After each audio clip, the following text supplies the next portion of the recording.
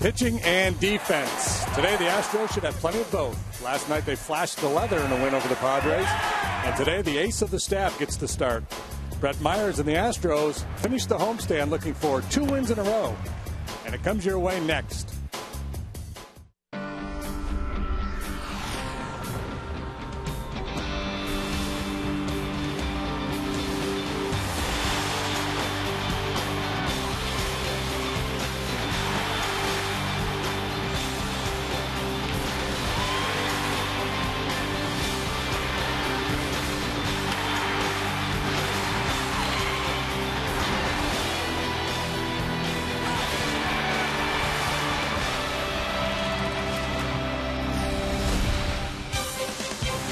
Live from Minute Maid Park in Houston, Texas, Fox Sports Houston brings you Houston Astros baseball. Today on a dog day afternoon, it's the Astros versus the San Diego Padres. Good afternoon, everybody. Bill Brown and Jim DeShays, people bringing their dogs to the park. The Astros with a chance to win today to finish out their first homestand 5-5. They could make it 3 out of 4 in this series with a win, JD. And it would be their first series win of 2011. It would be the first time they've won back-to-back games all year. They hand the ball to the very capable Brett Myers, who has really become the ace of this staff. You take a look at his lines through 3 starts this year. Very good work. All 3 times he's gone to the hill, first in Philly, then in Cincinnati, and here at home Tuesday against the Cubs. He's been lights out in this ballpark. 10-1 at Minute Maid Park in his career. As an Astro here, he is 9-0 with an ERA of 1.96. Goes against lefty Clayton Richard today, and the Astros wrap up their first long homestand of the year. And they've done a lot of hitting. They've put things together pretty well in their victories. They can get away from it with a 500 homestand if they win this one next.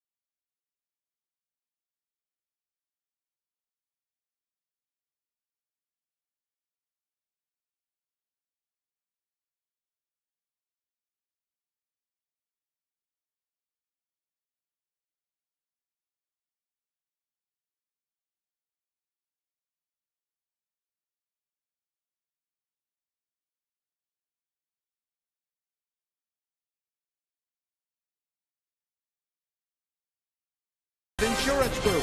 For a money-saving car insurance quote, call 1-800-PROGRESSIVE today. It is a beautiful Sunday afternoon here at the ballpark, Minute Maid Park. As you can see, the Skies are clear. The temperature is a wonderful 81 degrees. Humidity only 38%. Winds are swirling, and they can be from 15 to 20 miles an hour. It is dog day at the park, but it is not a dog day like you think of in August. This is a beautiful dog day, and those dogs are going to enjoy it. Not going to be so hot watching baseball. The Astros getting set to take on the Padres in the final game of the series, hoping to win the series 3 out of 4. And the two guys who are going to be calling the play-by-play action are standing by in the booth. I speak of Bill Brown and Jim Deshaies. Thank you very much, Greg. Alan Fuller sang the anthem, and we could hear the dogs barking in the distance as the music got them all stirred up. He did a wonderful job. We take a look now at Bud Black's starting lineup for Game 4 of this series. It's brought to you by Xfinity. The Padres will lead off with Chris Denorfia. First time he's been the leadoff man for them this year. He's in right field with Eric Patterson at second base. Chase Headley plays third. The cleanup man is at first base, Jorge Cantu. With Nick Hundley, the catcher, Ryan Ludwig in left field, Cameron Maven in center, Jason Bartlett is the shortstop, and it's Clayton Richard on the mound. First time he has faced the Astros. And for the Astros this afternoon, all reliable Brett Myers taking the hill. His career at Minute Maid Park is spectacular. 10-1, 2.26 ERA for 18 starts as both a Philly and an Astro. Since putting on the Astro colors, he's undefeated in this ballpark. Defensively, a little different look this afternoon. Michaels plays left, Bourgeois out there in center. C.J. Sanchez Hall and Carlos Lee cover the infield. Humberto Guiterro behind the plate.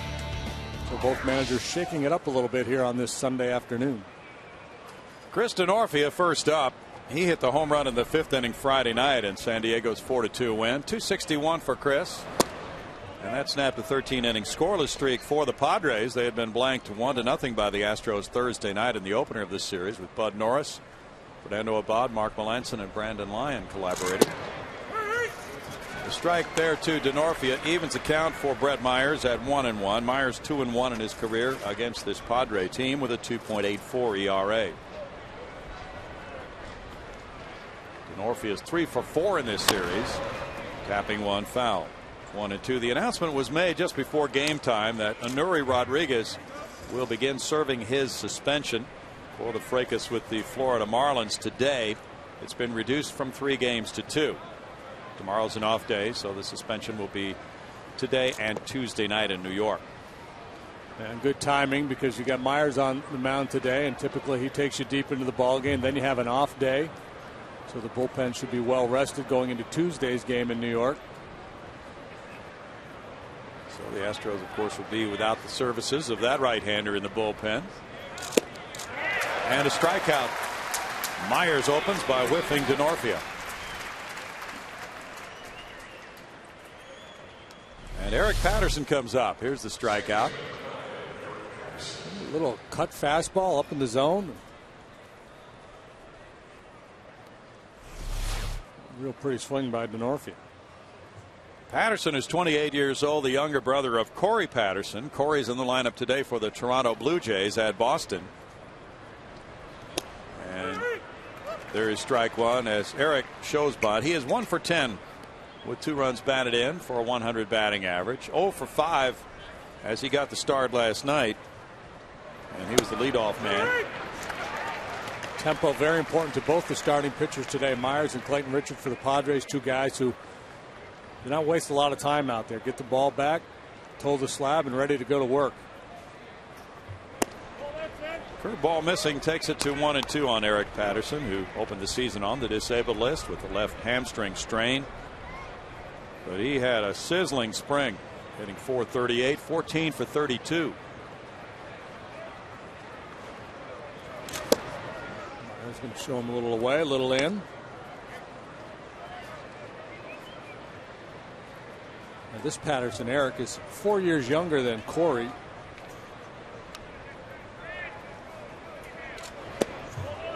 Ball takes it to a full count for Myers. Myers beat the Cubs 11-2 on Tuesday, giving up 1 run in 7 innings. He's had 3 starts. All have fit into the quality start category. Threw 100 pitches Tuesday. There's a 1-out walk. Padres are a running team. They lead the league with 17 steals in 22 attempts. Patterson's aboard for Chase Headley. Patterson's 1 for 1 in steals. Hadley, who has that opening now at first base with 1 out at 255 with a homer, has 9 runs batted in. 3 for 19 in this series with a couple knocked in. Bounces one. And to the left, there's a drop by Bill Hall. He recovers in time to get the out. Hall unable to get the out at second, but he regrouped and got Headley for out number 2. Barely got him.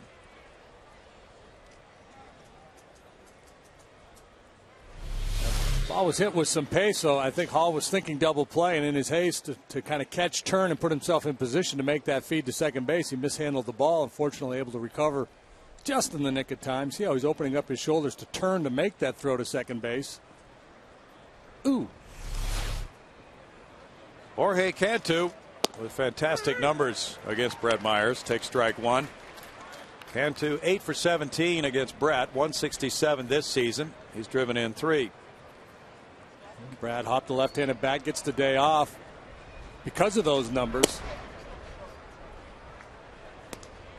1-1 for Cantu, who's 1 for 5 in this series. And there you see the 8 for 17 includes a couple of bombs for Cantu. Cantu, Ryan Ludwig, Cameron Maben, 3 guys who've had a lot of success against Brett.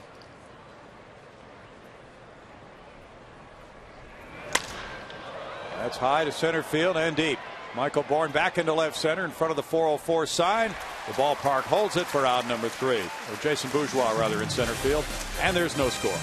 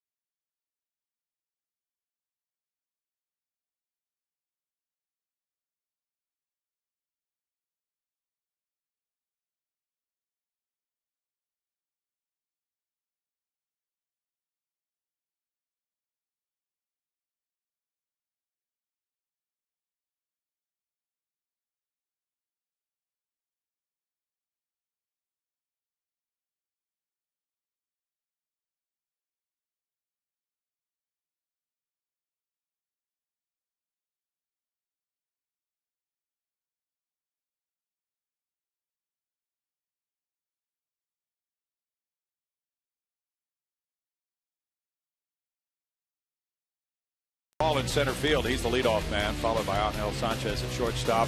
Hunter Pence plays right field. Cleanup man is first baseman Carlos Lee. With Jason Michaels in left field, Chris Johnson at third base, Bill Hall at second, Roberto Quintero the catcher for Brett Myers. Clayton Richard for the Padres this afternoon has been solid for them so far this year. That middle line there, that 1 inning, there was a number of rain delays in that ball game, so just the 1 inning of work. Last time out against the Reds, outstanding performance. A lefty who, as I mentioned earlier, really works quickly. So, hitters got to be willing to step out on occasion, try to upset that rhythm. Bourgeois fouls it. Still no balls, 2 strikes to Jason, getting his second start of the season. He started the final game of the Cincinnati series. Got a hit, stole a base in that one. He's hitting .364, and he's driven in a run. Bourgeois fouls that one on the ground past Bobby Meacham. Final game of this 4-game series. They'll play 4 in San Diego with the Astros at Petco Park in early June. And that will be the extent of the season series between these two. It's 1-2 to Bourgeois. Padres won the season series last year from the Astros 5-2.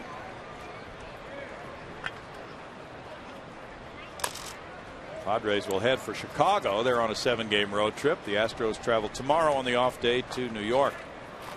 New York, New York. It's a struggling team. Yes, it is. They've lost 7 in a row coming into play this afternoon. They have the worst record in the National League right now. 2 balls, 2 strikes, 4 wins, 11 losses. The Astros are 5-10. Bud Black's club, as he is in his 5th season, off to a 6-8 start. Poke to the first baseman. Cantu takes it.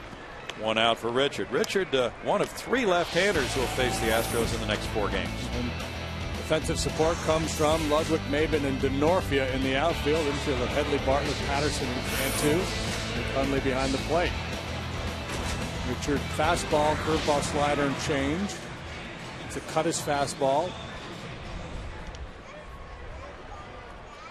Padres picked him up from the White Sox in the Jake Peavy deal a couple of years ago. He throws ball 1 to Angel Sanchez, a .322 hitter with 1 homer. He's driven in 9.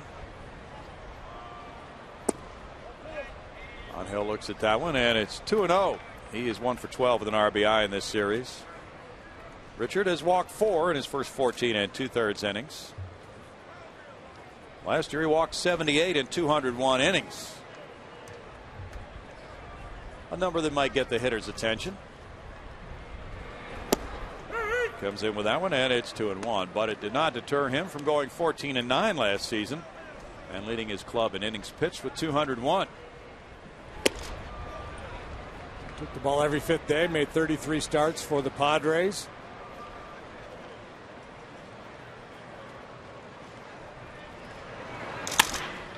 Bounce to the shortstop. Bartlett. 2 outs for Richard. And Hunter Pence, who made one of the big defensive plays in last night's game, will be coming up. Brilliant sliding catch just inside the right field line in the 9th inning. On the catcher, Nick Hundley. And the Padres went on to put 2 men on base. The next 2 guys up got hits after the Pence catch. 11 runs batted in for Hunter, 1 homer, and a .283 batting average. I guarantee you that's exactly what they were talking about as Hunter came up there to dig in. Hundley was getting in his ear a little bit. So you got to be kidding me, man. You want to do me like that.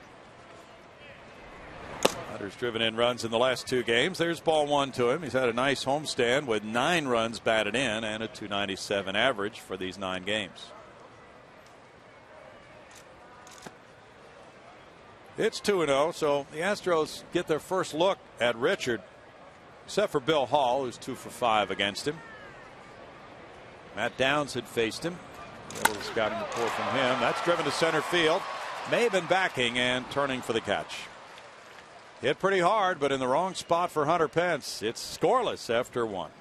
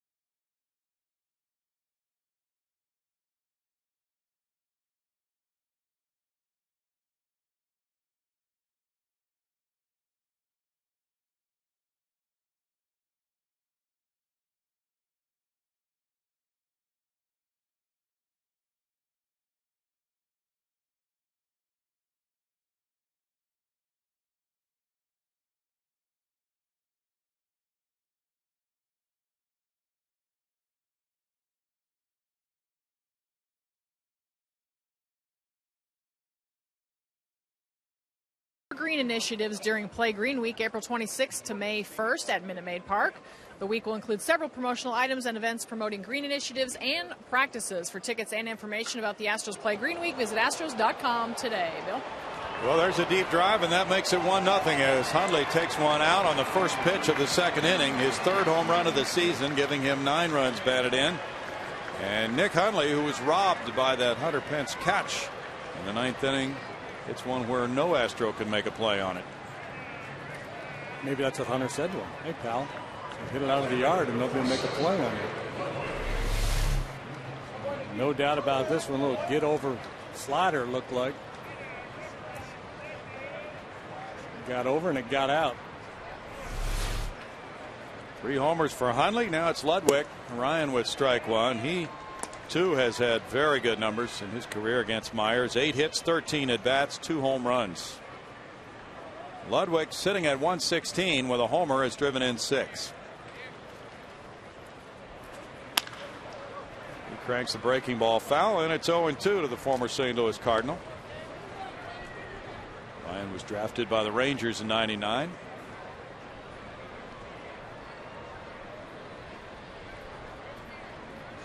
Ryan also played for the Tribe in 04 and 05. His career really got revved up though once he put on the Birds uniform. 1 ball, 2 strikes to Ludwig. .306 career hitter against the Astros. Ludwig had a 12-game hitting streak going against Houston. That was a 398-foot homer by Hundley. 2-2. Myers surrendering his 3rd long ball of the season. Scott Rowland hit one off him in Cincinnati, and Tyler Colvin of the Cubs connected for the only run he allowed his last time out. Curve takes it on appeal with the call by Todd Tichenor to 3 balls, 2 strikes. Pittsburgh got 4 in the first today at Cincinnati, and the Pirates are currently leading with Jeff Karstens on the mound, 4-1 in the home 4th inning. McCutchen, Tabata going deep, and Gomes hit his 6th for Cincinnati. Strike 3. Ludwig started for first, but instead he takes a left turn on strikeout number 2 by Myers. A little front door breaking ball. Starts at the hitter and then breaks to the inside corner. Ludwig might have a case. Borderline pitch.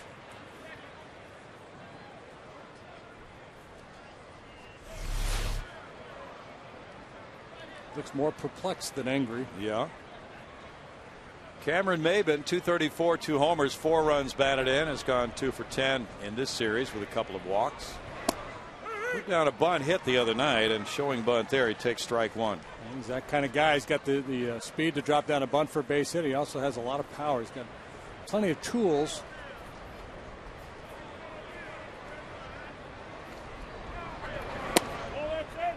Myers missing, goes to a 1-1 count with Bartlett on deck. Been around the game a long time. As a kid, he was a bat boy for the Asheville Tourists minor league team.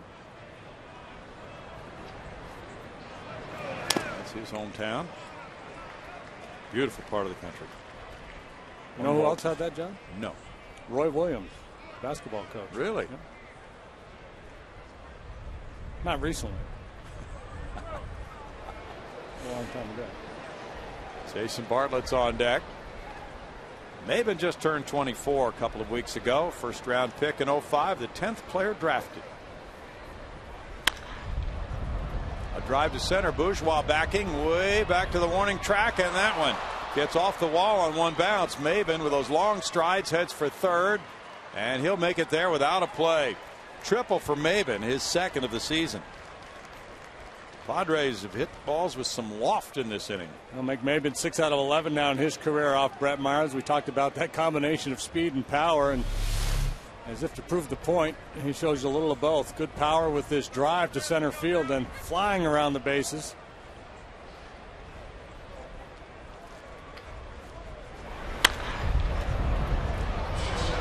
Long loping strides, and then he turns it on. Not quite as controlled as Michael Bourne. You know, you think about the real speedy guys and how tight Michael is. Maben's a little floppy. Infielders in tight. There's strike 1 to Bartlett. Jason at 132. It was interesting to watch Maben's arms. They were all over the place.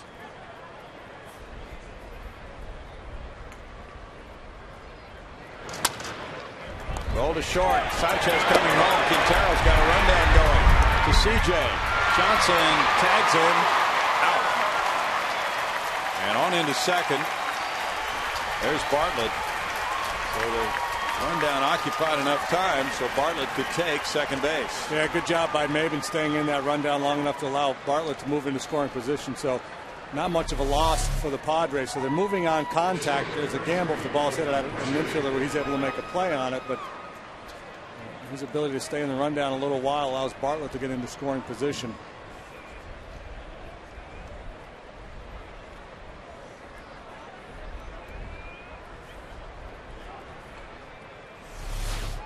Now here's the pitcher, Clayton Richard, 0 for 3.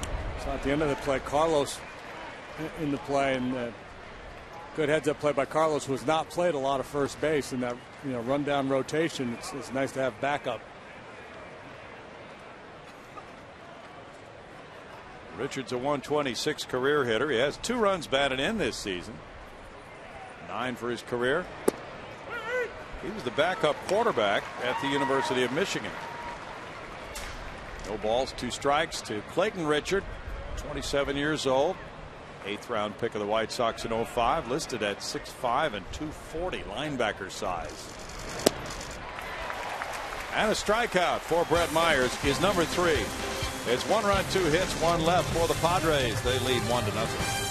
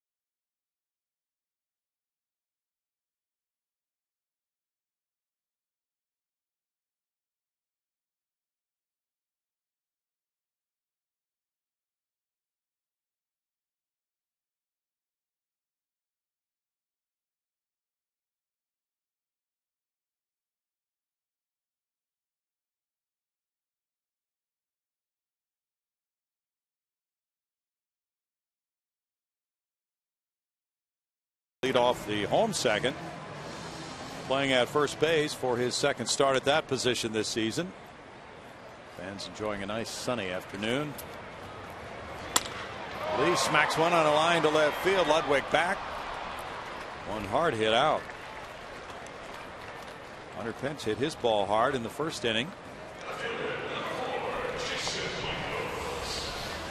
Jason Michaels in the starting lineup for the second time, with Lee moving to first base, gets the call in left field. Brett Wallace getting a day off today. J. Mike has had 12 at bats with 1 hit. No 0.83 average. Chris Johnson on deck. I believe this is just Jason's second start. Yes. One earlier, so got a lefty out there, so Brett Wallace, Michael Bourne get the day off. And when you look at Richard's splits last year, left-handed hitters hit 228 against him with just 1 home run.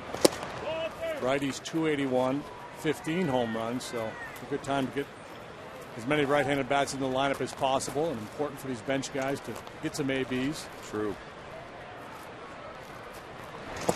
Brad Mills was talking about that before the game. 2 balls and strike. And he said, yes, Richard has been tough on lefties, and right-handed hitters probably have a little bit better shot against him, but that's not the sole reason for the composition of his lineup today. A lot of it is what you said, trying to get playing time for the guys who are bench guys, get them in there for a day game after a night game. Bourgeois and Michaels. I think what a manager will do, obviously a day game after a night game is the time where a lot of managers want to rest some of their regulars, so that's part one of it. And then the other thing they'll do is they'll look and let's say I need to get this guy a start in the next 3 or 4 days, and then they'll look at the matchup. Is it right, left? Is it a power pitcher versus a finesse pitcher?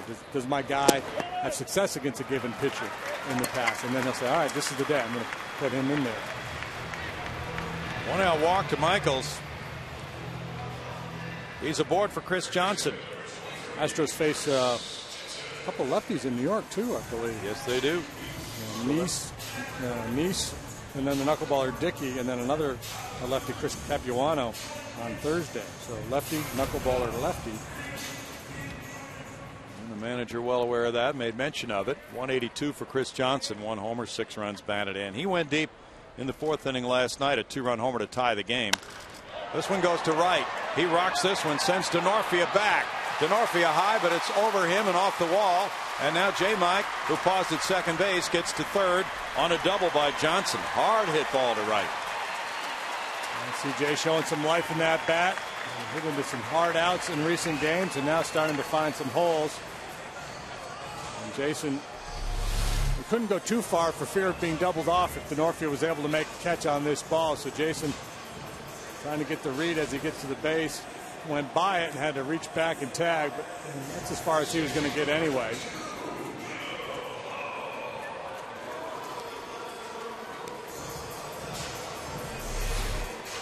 Now 2 men on for Bill Hall. Hall is playing his 1,000th major league game today. 196, 1 homer, 4 runs batted in. His first major league game was September 1st, 2002. A chance right here to knock in a couple and give the Astros the lead. He goes to right field near the line, a looping hit that will drive in a couple. Hall heads for second. Denorfia with a throw. It's there, and he's out. Excellent throw by Denorfia, but the Astros take a 2-1 lead as Hall drives in 2 to give him 6 runs batted in. Walk double, off-field single here from Bill Hall. Plating 2, and boy, you're right, Brownie. Denorfia with him made a nice play. A good angle on that ball and a good, strong, accurate throw.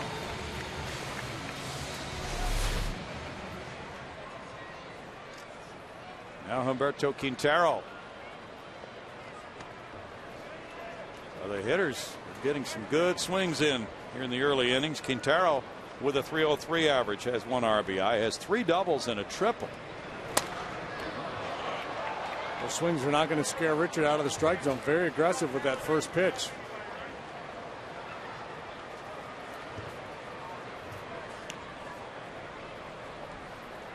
Brett Myers is on deck.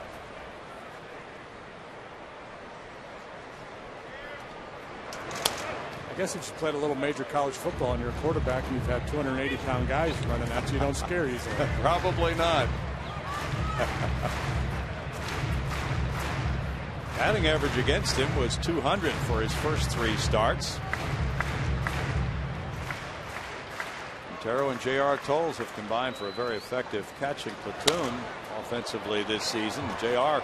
still down with a sprained left ankle, and he's expected to be ready to go Tuesday night. Brad Mills wanted to buy him a little bit more time to recover. So Q does the rarity. He catches the day game after the night game.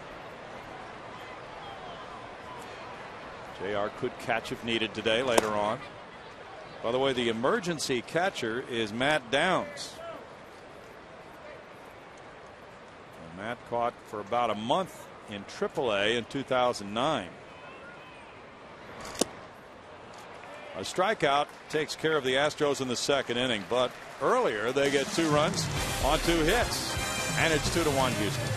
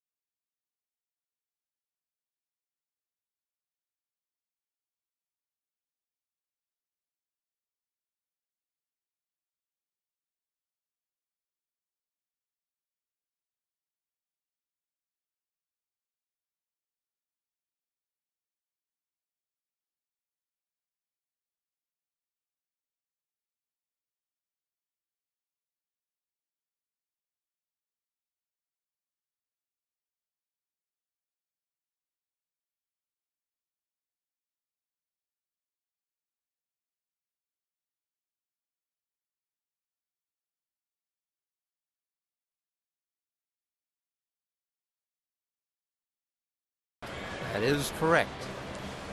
Unfortunately, you get no points for that. That wasn't part of the question. When can we start throwing out guesses? Do you want to wait? Let's wait at least 10 seconds. Well, if you're confident, feel free to wait. I'm fairly confident in Randy Jones. Yeah, Randy Jones. And maybe Gaylord Perry. You're pretty confident.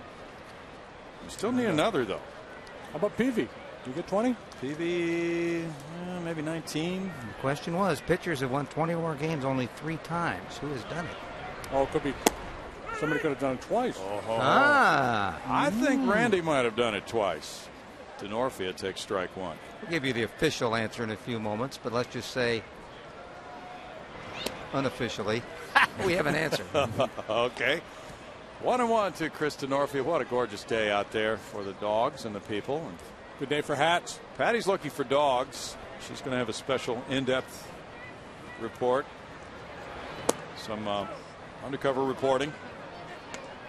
2 balls and a strike. She's going to unearth a couple of dogs who belong to Astros players who are trying to be anonymous today, but it's not going to work.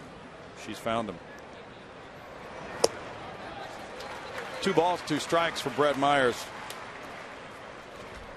Denorfia struck out first time up on a fastball or a cutter up and away, and then a bit of a weak swing at that breaking ball away.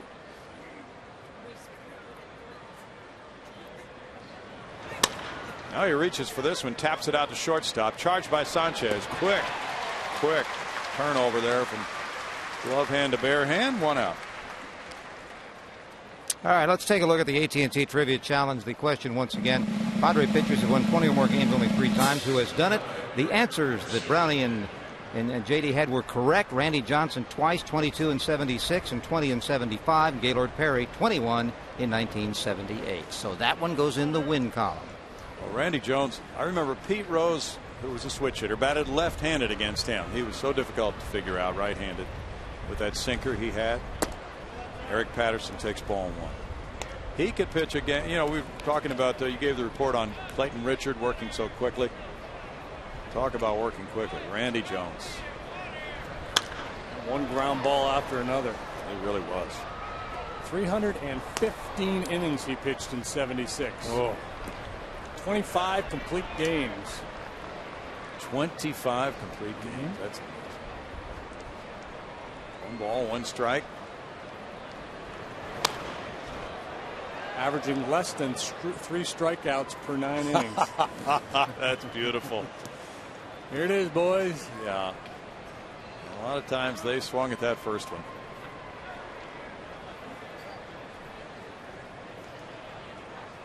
Back in the days of the old mustard colored Padres uniforms. 2 balls and 2 strikes.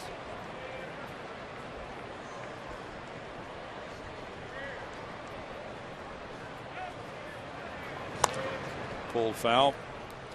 Yeah, Randy won the Cy Young Award in 76. He was a runner-up in 75.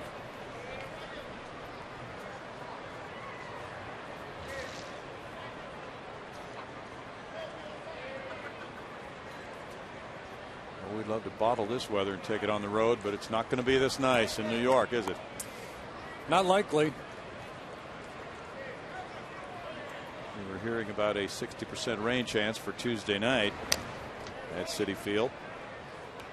Terry Collins' club really struggling, as you mentioned, with that 7-game losing streak.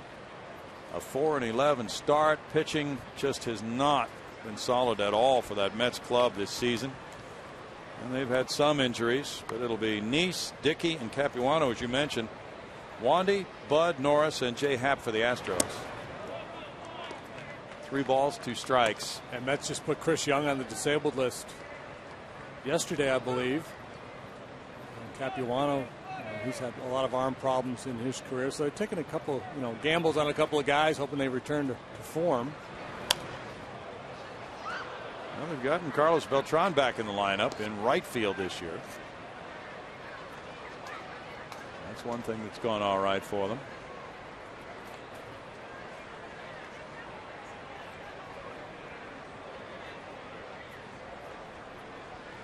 Pitching Dylan G today. There's ball 4. Patterson walking for the 2nd time. Dylan G was just called up from the minors, and He's going against Tommy Hanson today in Atlanta in that score you just saw, 2-1 Mets after 3. Dylan G. Mm-hmm. I'm familiar with his work. He spent a little time with him last year. Don't believe we saw him, JD. Any relation to Kenny G? He might be. Is it G-E-E? It is. Chase Headley grounded to second. Wow.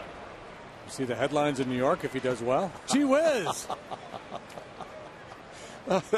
You know, that is one thing that's really enjoyable, seeing those headlines in the New York papers. What will they come up with next? Jorge Cantu's on deck. Joe goes over to first.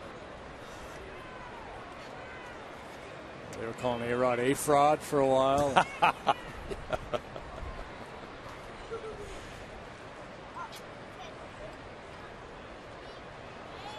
Dave Roberts, the coach at first, an excellent base stealer. Brett, having walked Patterson twice is certainly out of the norm. He has very good command of his pitches, and Patterson, probably the last guy in this lineup you want to walk because he's a speedy guy and he's not hitting worth a lick. He brought a 100 batting average into this game. He's the guy you want to force to hit his way on.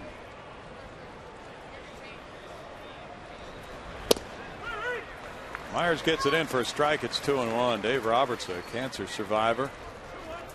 He was an excellent player. Finished his career in 08 with the Giants. Randy Reddy is the hitting coach this season.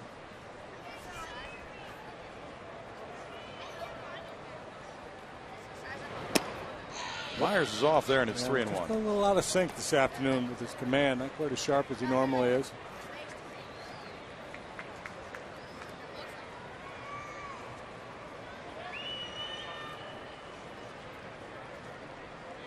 There are the numbers, and he's battling it a little bit right now. Runner going. That's hit in the air toward the left field line. Jason Michaels over. It's a fair ball into the corner. And a stop sign at third base on the off-field double by Headley. Patterson stopping at third. And now it's second and third, and one out for Cantu. Patterson must have lost that ball moving with the pitch. He must have lost sight and didn't pick up his coach, because moving on the pitch and that ball hit into the left field corner with his speed, he should have scored, or should have been in a position at least where Glenn Hoffman would have given him a shot to score. There's no way Jason was going to run that one down. It's just a matter of whether it's fair or foul. Why is that? What's he doing? Wow, that is a brain cramp there. He's not going to catch up to that ball. No, that cannot happen. You don't make any assumptions that ball's going to be foul. You run hard around the bag until you find out it's foul. That just cost the Padres a run. But Cantu will try to get him home. He hit a fly ball to center in the first inning. Tell you what, if you're a part-time player and you run the bases like that, it's a good way to remain a part-time player. Yeah, well, if I'm him, I'm building the, I thought it might have been caught defense. Fly ball to right, shallow. Hunter Pence coming in. Here's the catch in shallow right field, not deep enough to send him. Perfect throw to the plate. 2 outs. That's about the only defense anybody could conjure up, isn't it? That it might have been caught. That's, I lost sight of it, but it looks like he's right on it. Yeah.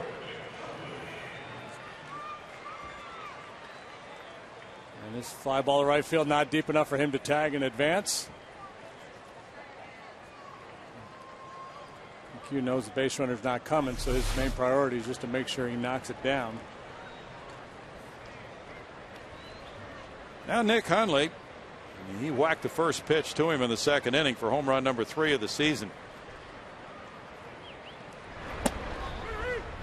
Hundley takes a curveball. There's strike one. He's been a good quick starter. .290 career April hitter coming into this season. Third among major league catchers with his current average. Looks at that one upstairs, and it's a 1-ball 1-strike count.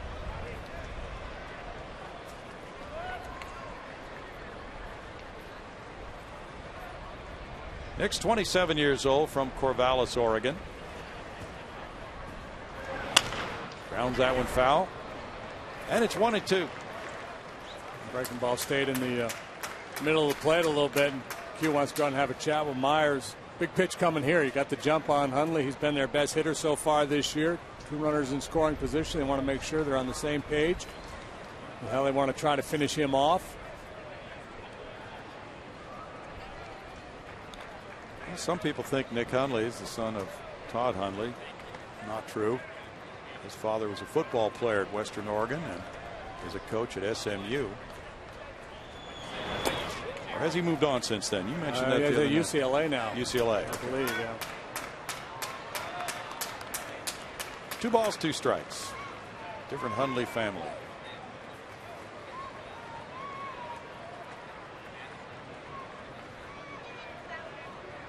Myers has thrown 55 pitches. It's back for a little extra there. Tried to hump up on that fastball. Couldn't get him to chase. Hundley, just his body language in the box is that of a confident hitter. Very, very quiet. Looks like he's seeing the ball pretty well. In the air, and that'll hang. Jason Bourgeois back on the track. Wow. Yeah. So Hundley sent that one deep for out number 3. It's no runs a hit. 2 men stranded. Patterson never did score. It's 2-1 Houston.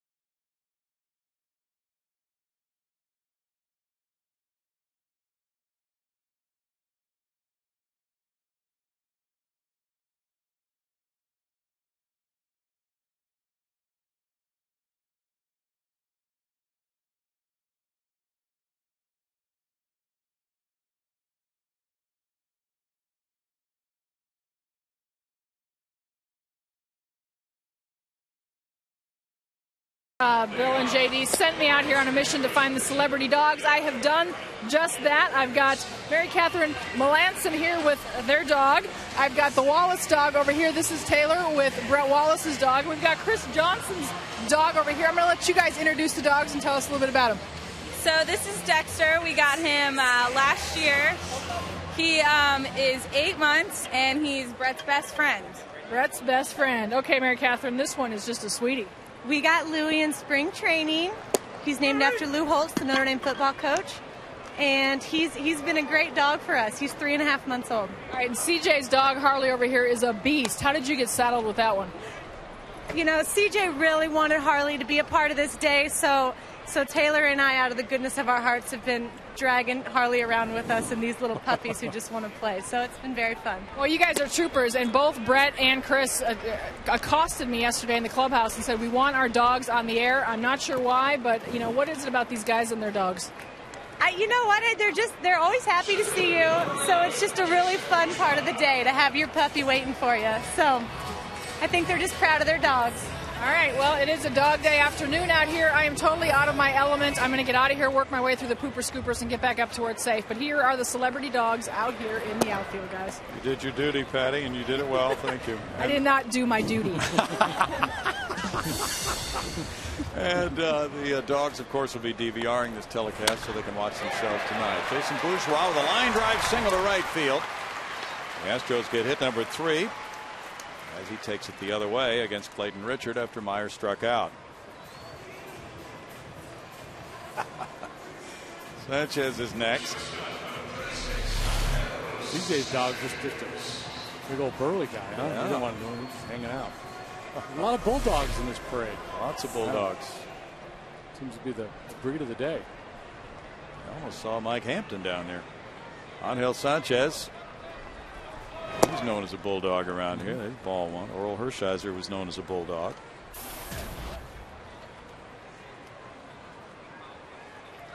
Angel off to a sizzling start, trying to get things turned around again now. He's had a rougher series against the Padres. Clayton Richards got one of the best moves in the league, so you got to be careful with him. He'll balk on occasion.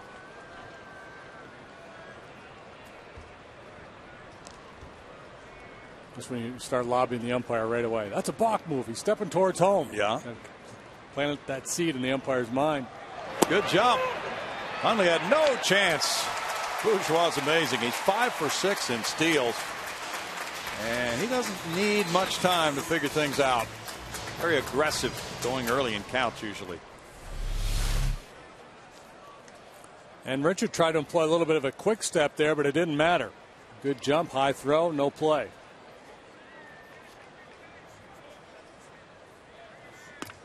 The Astros are now 14 out of 15 in stolen bases. Bourgeois couldn't advance on that hot shot to Bartlett. 2 outs. Our Brown hand center, great hands of the game, came last night. Might have missed it. Big play in the 9th inning of the Astros 5-3 win. Hunter Pence on Hundley and sliding, getting it just inside the right field line. Just a beautiful catch. Taking away extra bases. Back-to-back singles followed that catch by Hunter. He hit the ball well to center field. It was caught by Maben in the 1st inning. Now with this 2-out RBI opportunity. Shoots one into center field to make it 3-1. Bourgeois scores easily. Pence wants second base. Maben's throw offline. He has a hustling RBI double. 3-1 Astros. Pence drives in his 12th. That's his 7th double. Gotta love those 2-out knocks.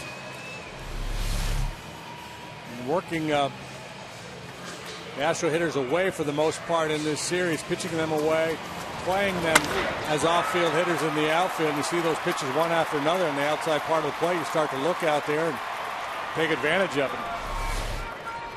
Carlos Lee line to left. Now that Foxmo replay on Hunter's hit, very interesting. You could see there was just no spin on that ball. He just hit it right on the button.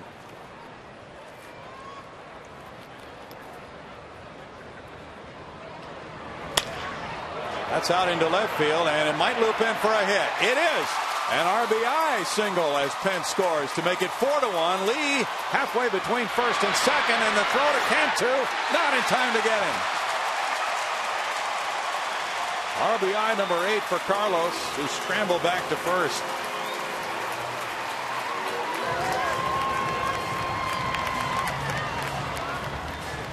Carlos hit the ball on the screws last time for an out. This time just a little flare into shallow left field, but it gets the job done. Unwood just trying to kill the clock there so he can get it off another play before the half. Carlos was taking the big turn, anticipating a throw home where he would be able to get into second base. Ooh.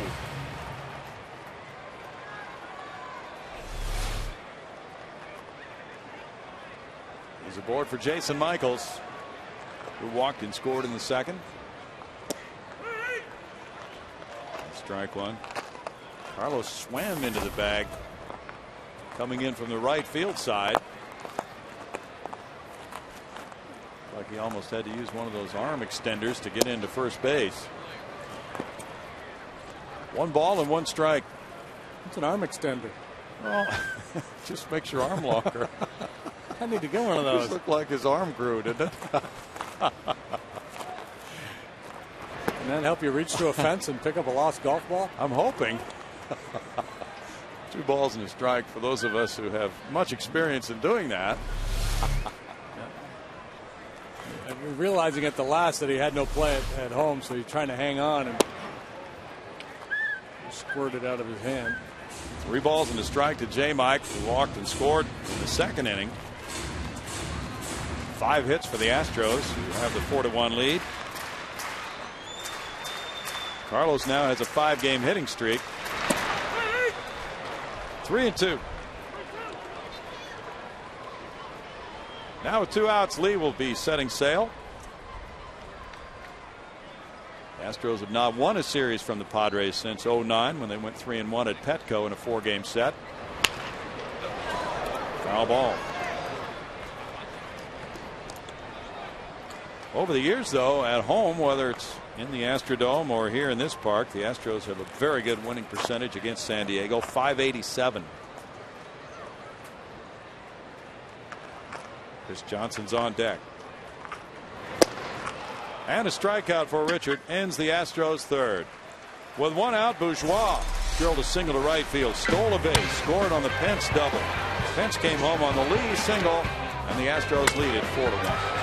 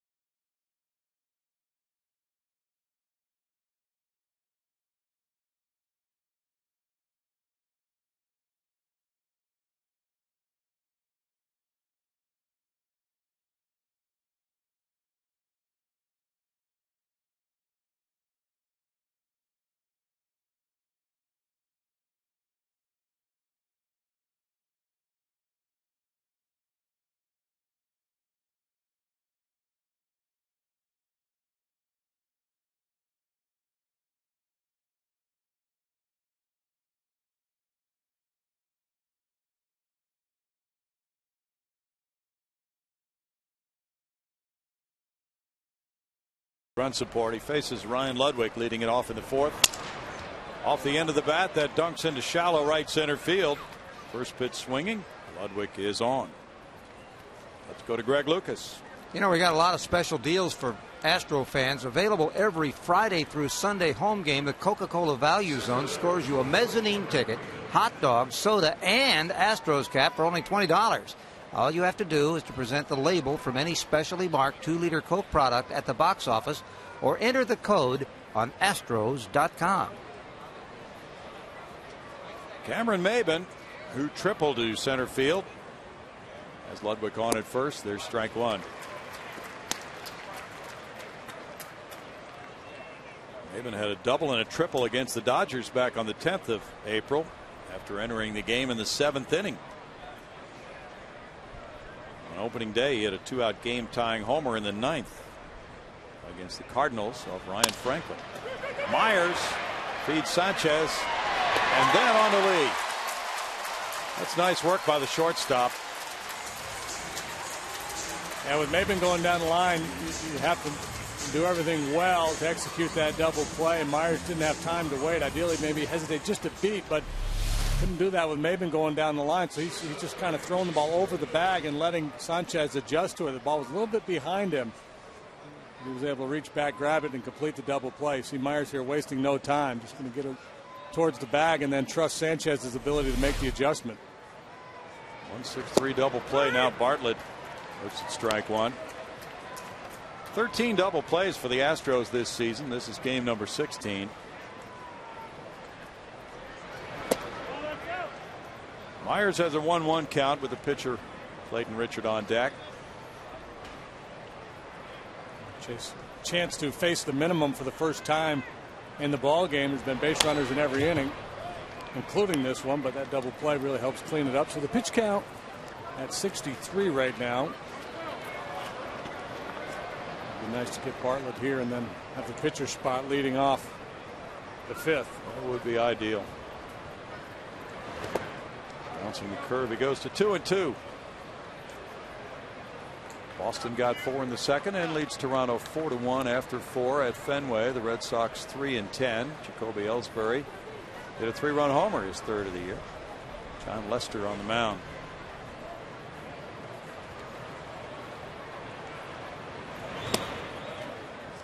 Three balls, 2 strikes. Myers struggling with his command today. There are going to be days like that for pitchers.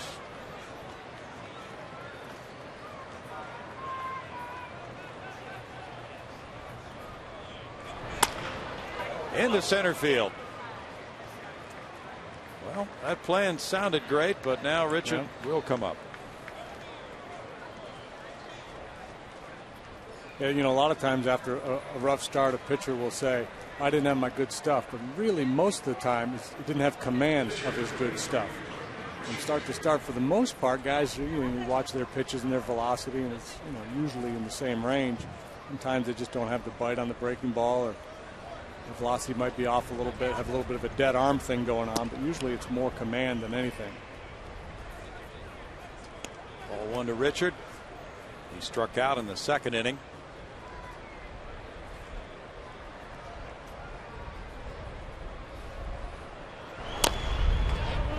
That's a foul ball, and it's 1-1. Indians, who are 10-4, lead the Orioles 4-2 in the seventh inning. Grady Sizemore not only has returned to the lineup, but he has homered today. Travis Hafner hit his 4th, and Carlos Santana number 2. Sizemore's been out almost a year. Had microfracture knee surgery. 1-2 the count. Well, the Indians have stirred things up with that 10-4 start. They're gaining some respect. And a strikeout. Number 4 ends it in the 4th inning for Myers. 4-1.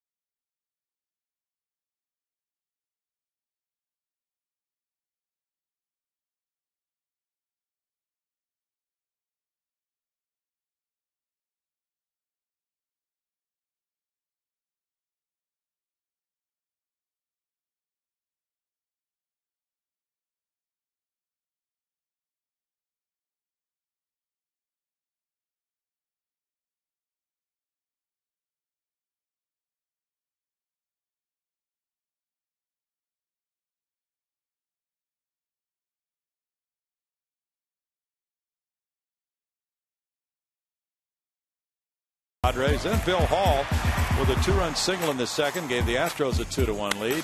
Hunter Pence ripped one up the middle.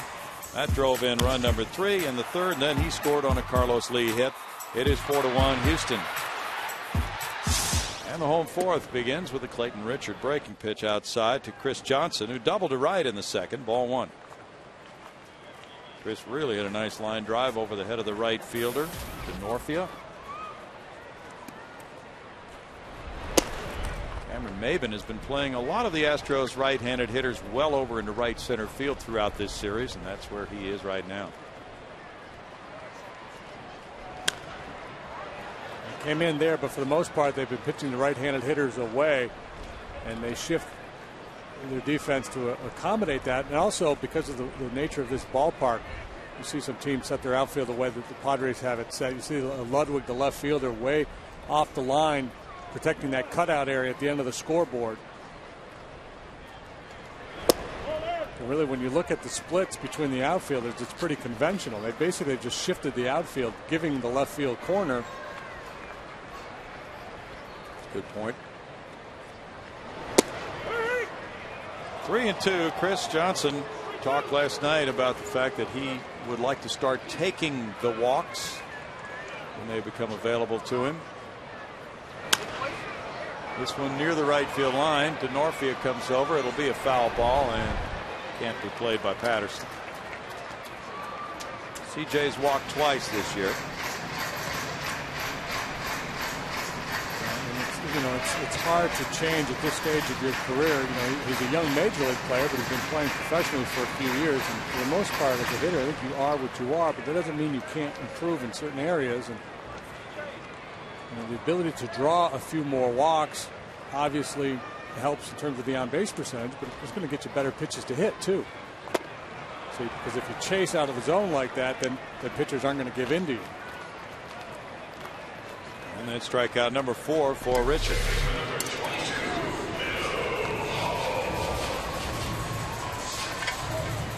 Handles the ball down well, though. So that's a pitch he's trying to go after.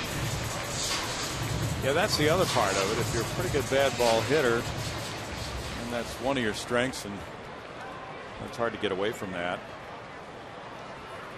Hall with a 2-run single to right in the second inning was thrown out trying to stretch it.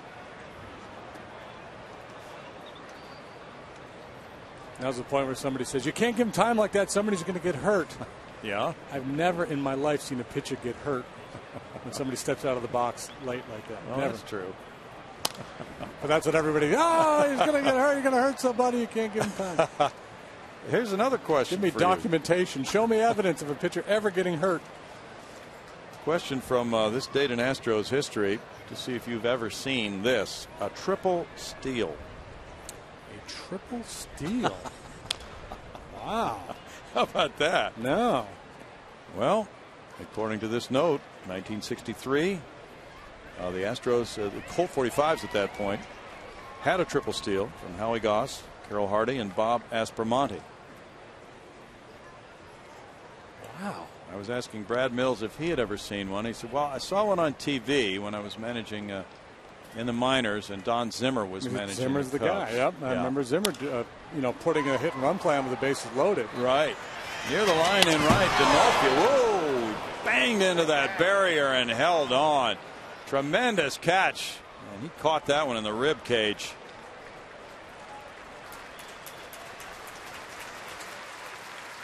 The ball was just foul.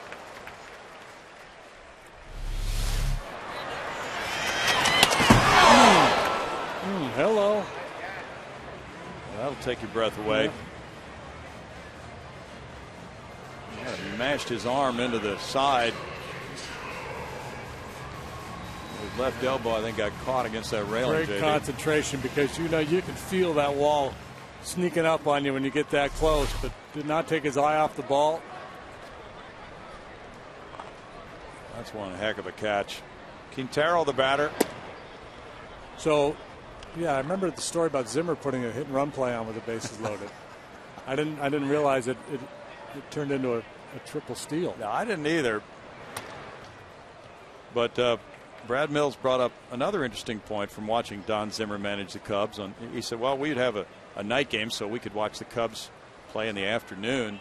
And he said he would do a hit and run with a runner at second and nobody out to get him to third.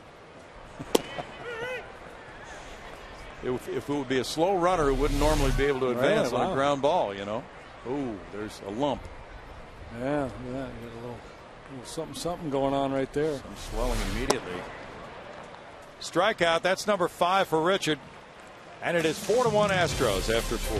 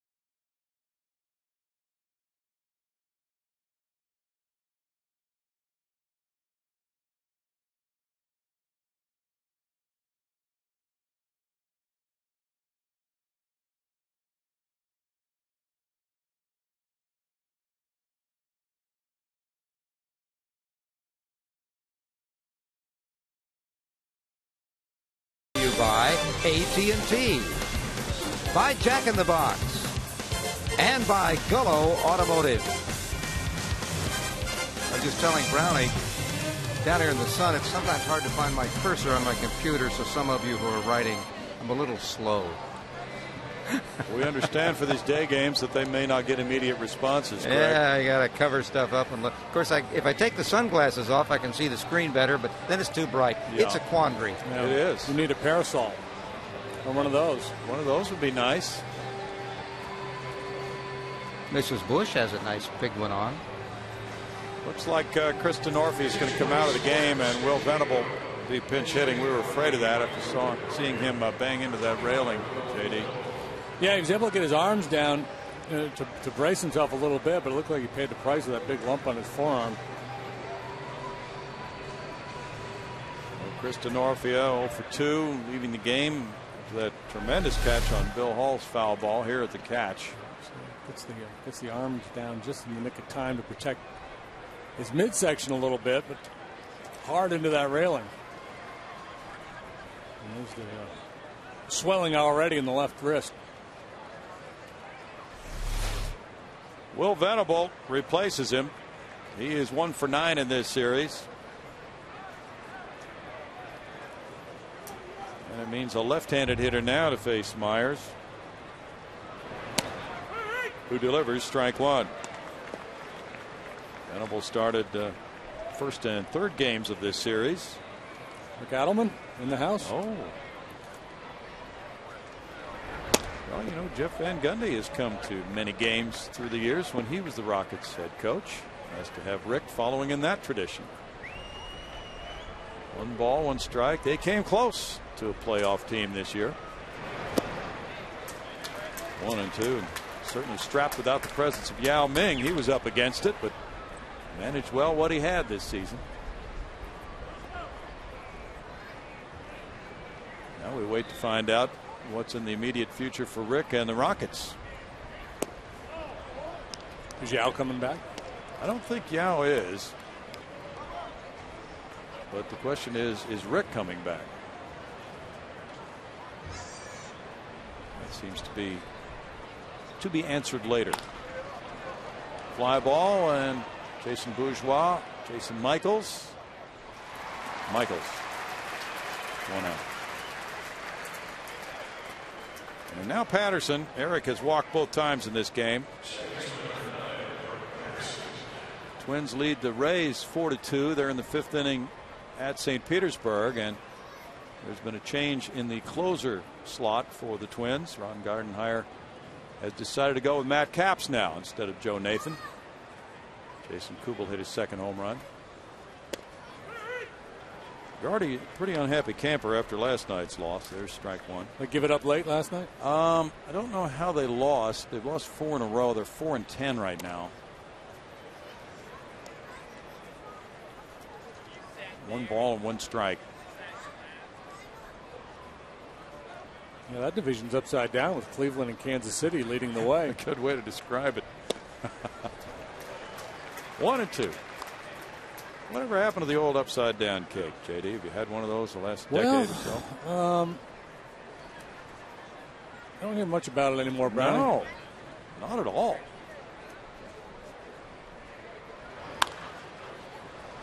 That's near the left field line. Sanchez watches Michaels come over. 2 down. And it's Chase Headley now. He doubled to left in the 3rd inning. Patterson getting to 3rd on that. Let's look at the inside out swing here. Yeah, he's taking some funky swings in this series, especially with his speed. I think you'd want him to take a little different path, go down and try to get on top of that ball. Kevin Na could have used that swing a few days ago. Kevin Na used just about every possible swing in making that 16 on the 9th hole at the Texas Open. Whew. He stayed in the woods for a while. You know, you're playing those scramble tournaments, and a lot of times the rule is bogey is your friend. And so for Kevin, I don't even know what the term would be for 16 over. 2 balls and a strike. Double, triple, quadruple bogey is your friend. Take an X and move along. Yeah. I think Miguel Angel Jimenez was waiting on the tee to hit for about 20 minutes on that hole. Line shot headed for the right field corner. That goes off the wall. Headley moves into second base with his second double of the day. 6 doubles this season for Headley. Brett still in pursuit of his first 1, 2, 3 inning. Bottom line, though, he's got a 4-1 lead, so he's been able to pitch around the traffic this afternoon. And a dangerous matchup here. Cantu with great numbers against him, strides in there with a man in scoring position. Yeah, you know, anybody who's played sports at any level, we've had those moments where things just don't go well. But I don't know what compares to a 16 on a hole in golf. No. I gave up back-to-back home runs once. Still don't think that's. No. I think you'd have to give up like 5 in a row. Yeah, and you wouldn't get that chance. You'd be out of the game. Yeah, I guess that's the thing. Nobody's going to come to take you out if you're a golfer. Let's go to the left-hander. Fly ball left field, and this is headed for the seats. And the Padres get a couple back. Jorge Cantu hits number 1 of the season and the 3rd of his career off Myers to make it 4-3. 5 runs batted in this season for Cantu, who in his career now is 9 for 20 with 3 bombs off Myers. For whatever reason, certain hitters just see the ball very well, or there's kind of a real good sense of what they're doing against certain pitchers, and that is the case with Cantu and Myers. Fastball, and he got the hands pulled in and the barrel of the bat out in front. Now a 1-run lead, and it's Hundley who hit the first home run in the second batting. Headley, by the way, who doubled, now has 2 doubles in this game. He had 2 doubles last night. Ball 1 to Hundley. He looks at that, and it's a 2-ball, no strike count. Bob Johnson did the catching last night, and he was 3 for 4. Batting in the number 8 spot. Padres have gotten great production from their number 8 hitters, as have the Astros. 2-1.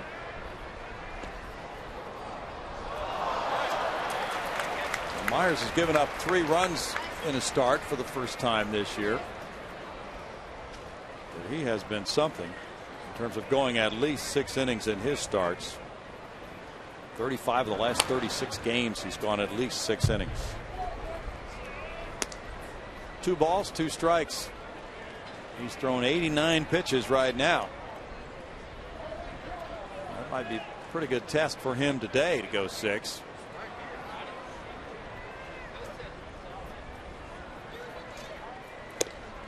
He had some life, and he got Hundley on strikes. Number 5, 2-run score on 2 hits, and it's now 4-3 Houston.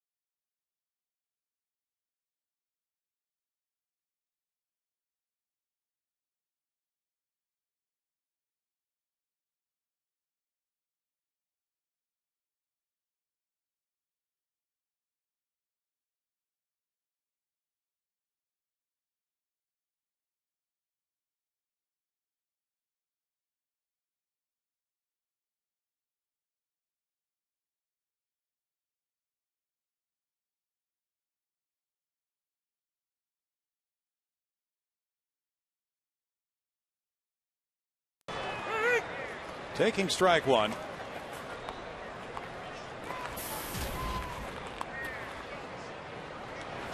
Richard brings it right back, and it's ball one. 1 ball, 1 strike. Big difference in pitch count for these two guys. Richard has thrown only 64 pitches to this point.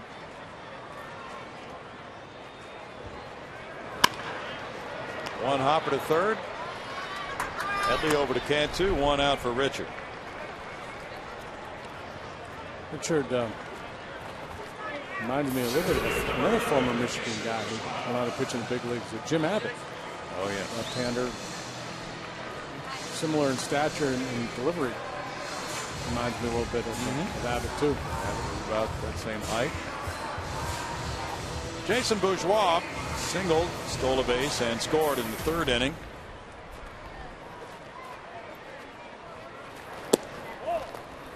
Here's ball 1. Michael Bourne getting a day off against the lefty. Headley's in tight at third as the ground ball goes to short. Bartlett gets him. 2 outs. These Padre players have to love playing behind Clayton Richard. Boy, he wastes no time at all. About as quick as a pitcher can be, in fact. Angel Sanchez has grounded twice to Bartlett at shortstop.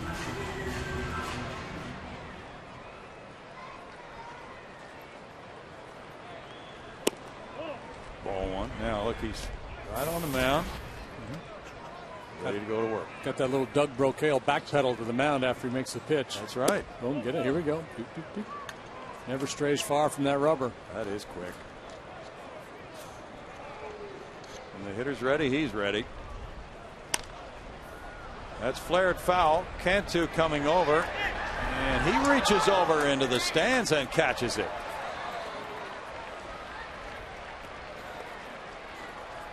That's a 1-2-3 5th inning, and it's 4-3 Astros.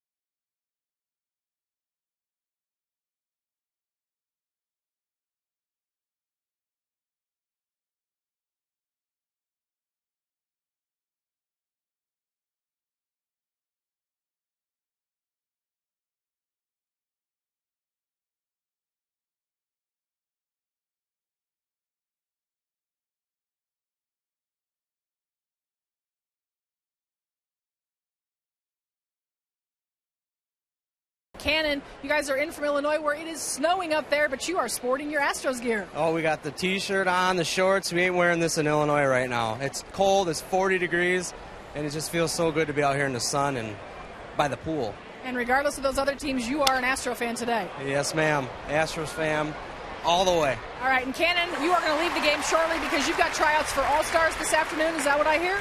Yes, ma'am. All right, we have a good shot at making it. Yes, ma'am. Shouldn't you be out warming up or something? Yeah.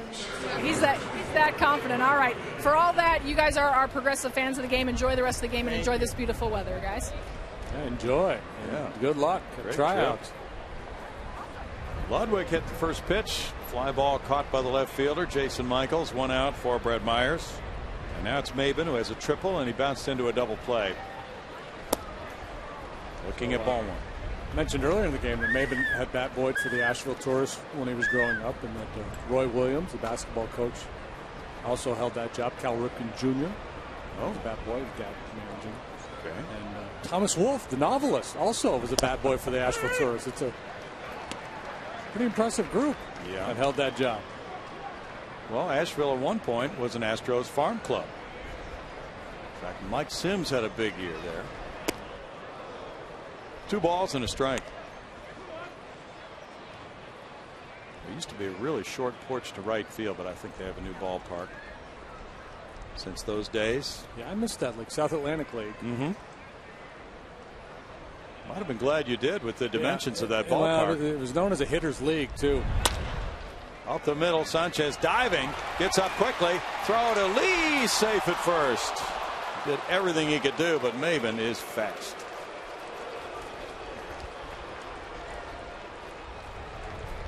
Boy, those hitters, they can sniff out that hit, boy.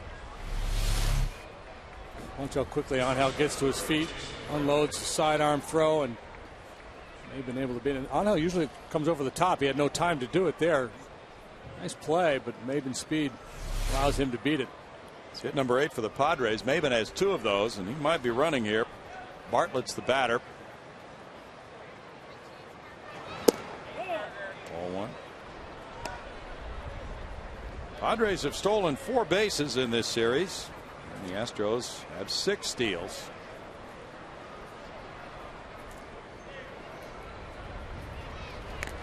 Throw goes over, and that's not a bad thought at all.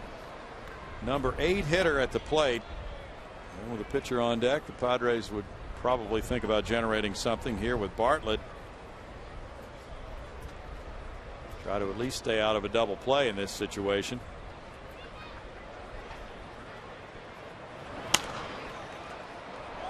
It's 1-1. There's action in the Padre bullpen right now. Bud Black perhaps contemplating pinch hitting for Richard.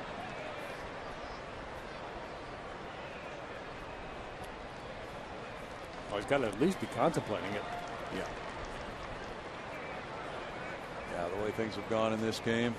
Ernesto Friere is warming up, a right-hander.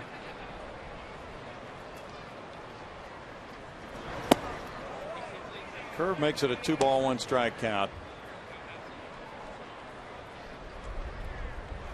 Well, this would be a good count to put a play on. Bartlett taking a good long look down there at Glenn Hoffman.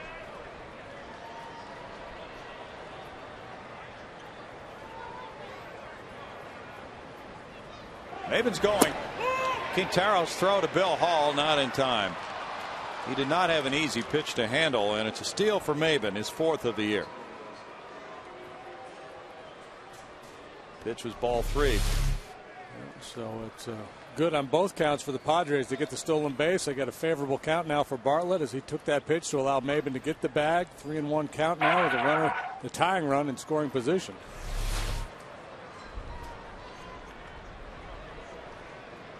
Bartlett singled in the 4th inning. He's 1 for 2.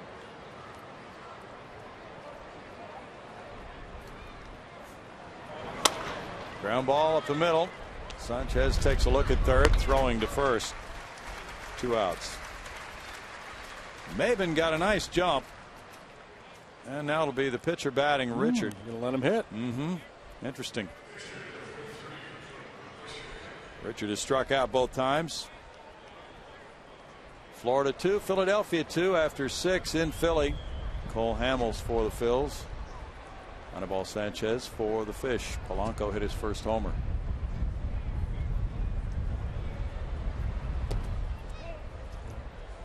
Black probably feeling like, hey, it's just a 1-run game. My chances of a pinch hitter delivering here, not a whole lot better than Richard delivering when you look at the pinch hit averages around baseball. And if I do make the move here, I've got 4 innings I've got to cover from my bullpen. Also, they're in a stretch of 20 straight without a day off.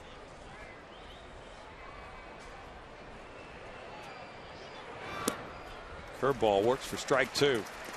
Venable had to come in and replace Denorfia out there in right field, so he's 1 man short on the bench. All the things a manager has to contemplate.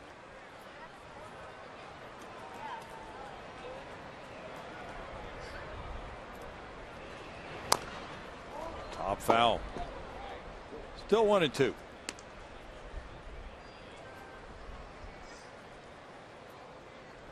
Mets lead at Atlanta 3-1 in the bottom of the 6th inning with Chris Capuano on the mound.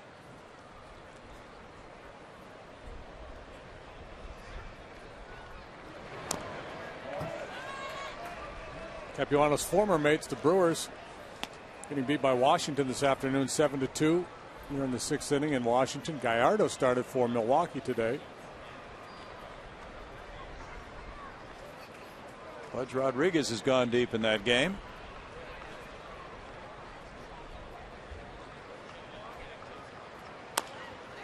Bouncer to first. Carlos Lee in. And he gets there for the 3rd out. No runs, a hit, a runner stranded. Middle of the 6th inning, 4-3 Houston.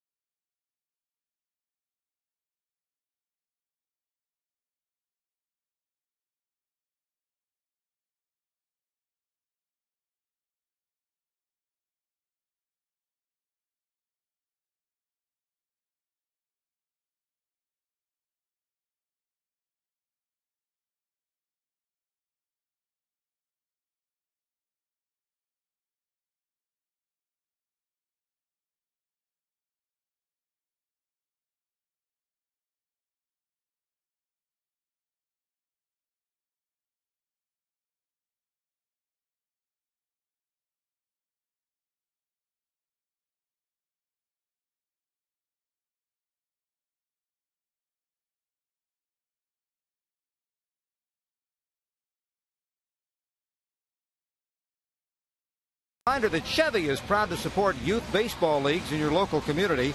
So go to ChevyBaseball.com for a chance at winning a home field makeover. That could be a good deal for your league. ChevyBaseball.com, guys.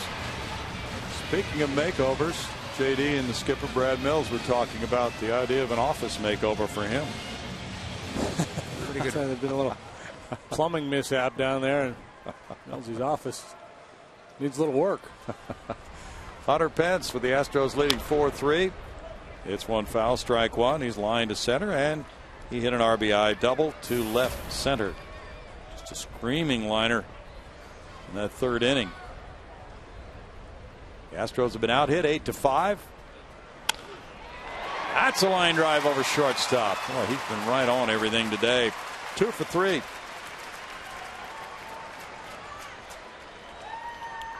Yeah, I'm going to make this prediction right now. This isn't really much of a prediction, but that is the last time that Clayton Richard will face Hunter Pence today. If Clayton is still in the game the next time Hunter comes around. And it's still a tight ball game. Bud Black's going to go to somebody else. Carlos Lee also has drilled a couple of balls. He lined to left, and the second one wasn't as well hit, but hit an RBI single over shortstop to left field. There is a strike. Carlos, a .325 career hitter against the Padres. Trying to build on what Hunter has started. Hunter does not have a big lead. It's 1-1 with Jason Michaels on deck.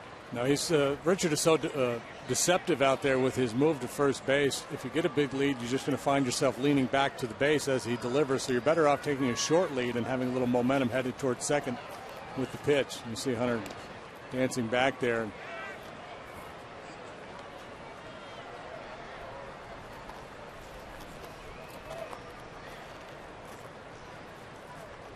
Brad Mills put on a hit and run a few days ago with Carlos Lee at first and Brett Wallace batting. Grounder goes fair upside the third base line. It kicks out towards center field. Hunter Pence to third base. Dave Clark is going to wave him home. Ludwig with a throw to the plate, and Pence will score the run. 5-3 as he runs through home plate instead of sliding, and that was a good move. Lee winding up at second with an RBI double.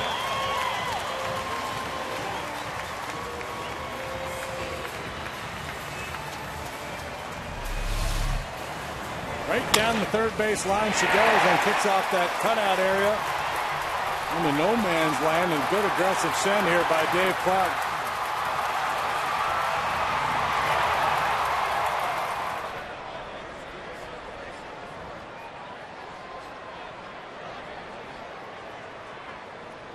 Jason Michaels, the on-deck hitter, held the hands up, indicating Hunter Pence should run on through the base, and he did. And now we have an issue at second base with Carlos Lee. Nate Lucero and Brad Mills attending to Carlos, who just picked up his second double of the year.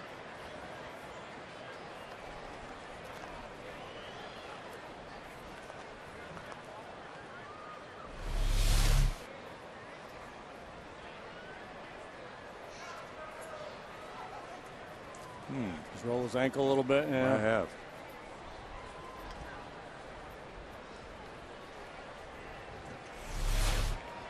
Ernesto Friere warming up again for the Padres as Carlos tests that ankle some.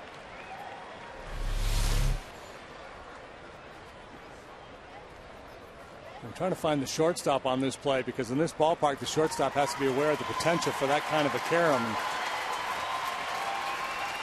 The Bartlett could have gotten there any quicker than Ludwig did, however.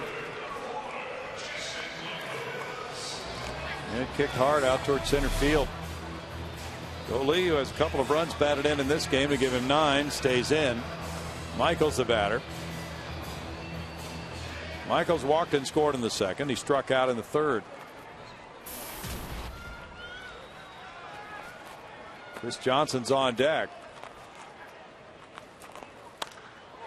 To right field.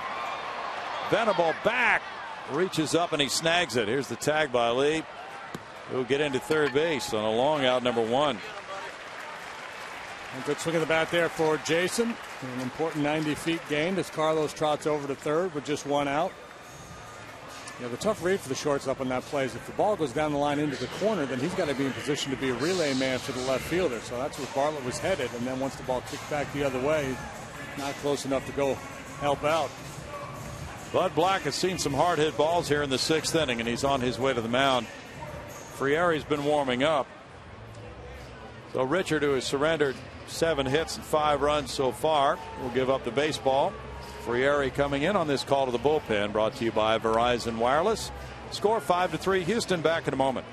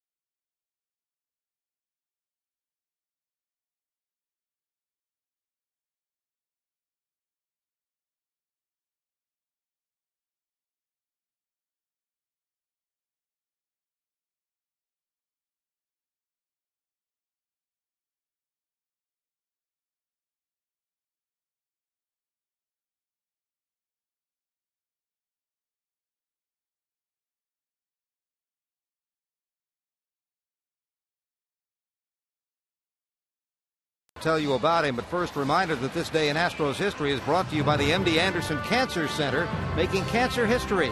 It involves Nolan Ryan. He fanned 7 Expos to pass 3,500 career strikeouts in a 6-3 win over Montreal. He wouldn't hang it up till he had passed 5,000.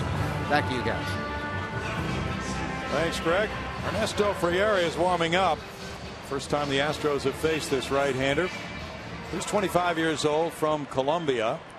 He inherits a runner at third. Carlos Lee 1 out and faces Chris Johnson, who's 1 for 2. Field moves in, trying to cut this run off at the plate. Friere, good numbers so far this year. Solid work for the Padres last season. Hit into left field. Scoring lead to make it 6-3. An RBI single for Chris Johnson. His 7th run batted in. And with his dog watching, he comes through. Bring the dog on the charter to New York tomorrow.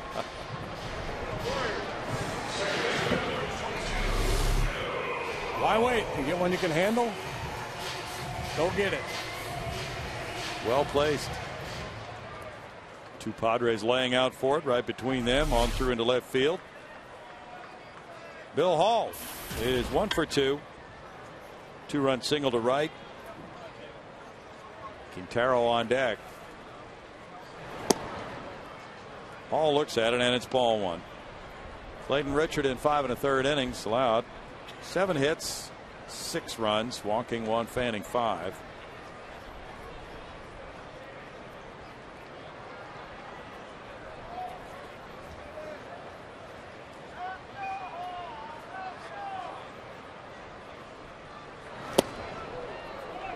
One and 1 to Hall.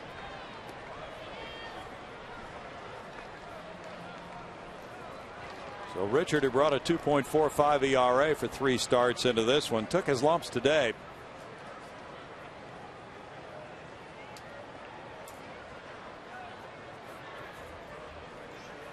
Padres have hit 2 home runs in the game, and they trail now 6-3. Last night was the first time the Astros had homered in a game they won this year. So home runs not necessarily an indicator in a series like this of who has the upper hand. Last night it was.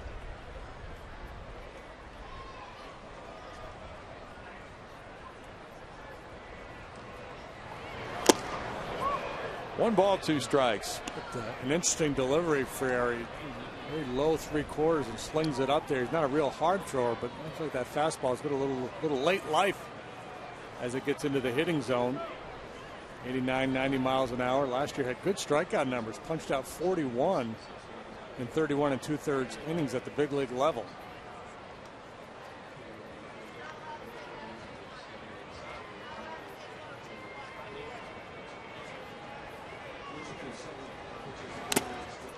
Foul ball knocks the mask off Hundley.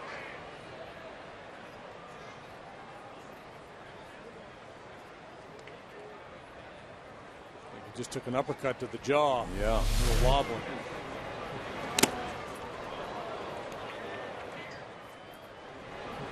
You look like Big John Tate going down in the Olympics to Teofilo Stevenson. Oh, wow. When was that? Long time ago. Boy, it was, wasn't it? Maybe 1980 or so? That was way back there.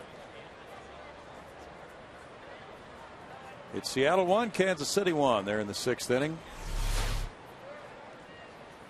Royals are 10-4. The Mariners are 4-11. Hundley absorbed that shot.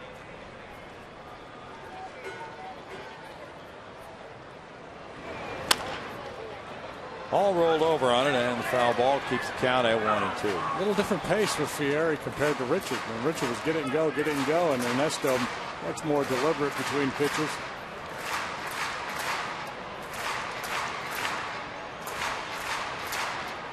Still trying to shake the cobwebs out.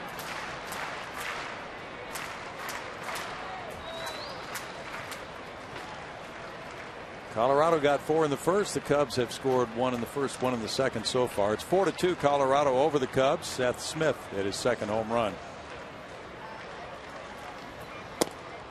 Cubs beat the Rockies last night. The Rockies had won 7 in a row. Yeah. Soriano hit a ball a long way to right field last night. It's been the best Rocky start ever to this point, 11-3. They're about to get Ubaldo Jimenez back in the next few days.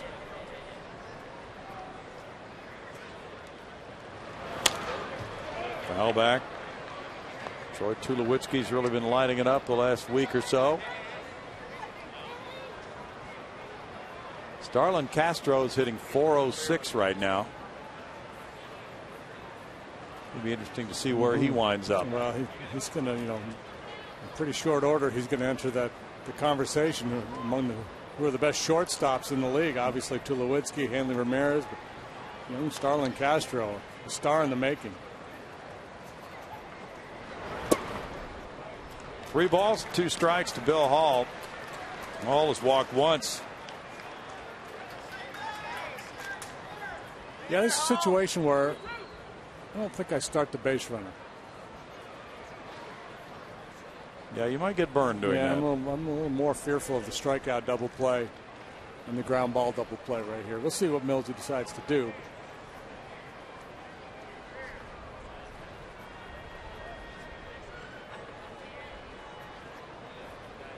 Johnson goes, and it's fouled.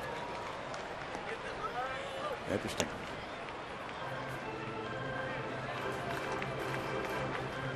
Well, he's got a 3-run lead, so I'm going to be factoring into Brad's decision making too. Let's go ahead and push it a little bit. Sure.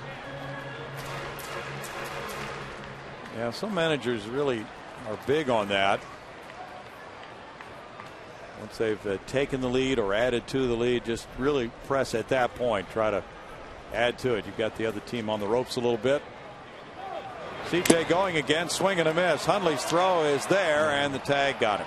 That was my fear. So it's a strikeout throw-out double play from 2 to 4, and 2 runners score in the inning on 3 hits. After 6, the Astros lead 6-3.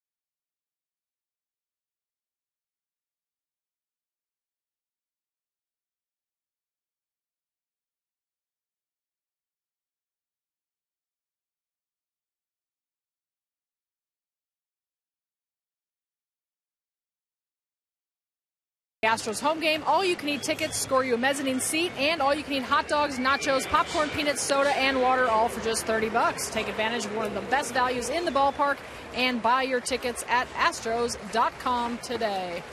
Guys, we're enjoying a beautiful afternoon here. Absolutely. Nice. Have you had a chance to do a follow-up interview with Chris Johnson's dog about the game he's having? No, that was not my duty. Oh, you could have asked him what kind of a start did he get off to, and he could have said rough. That was a good one. Very nice. That was a beast of a dog. He was like dense. He was thick. He was heavy. They had to ask for some guy behind them to help lift him up in the chair. What's the dog's name again? That dog's name is Harley. Oh, Harley. Harley. Yeah. Very good. Fernando Abad's in the game. Mark Melanson's warming up. His dog is here today also.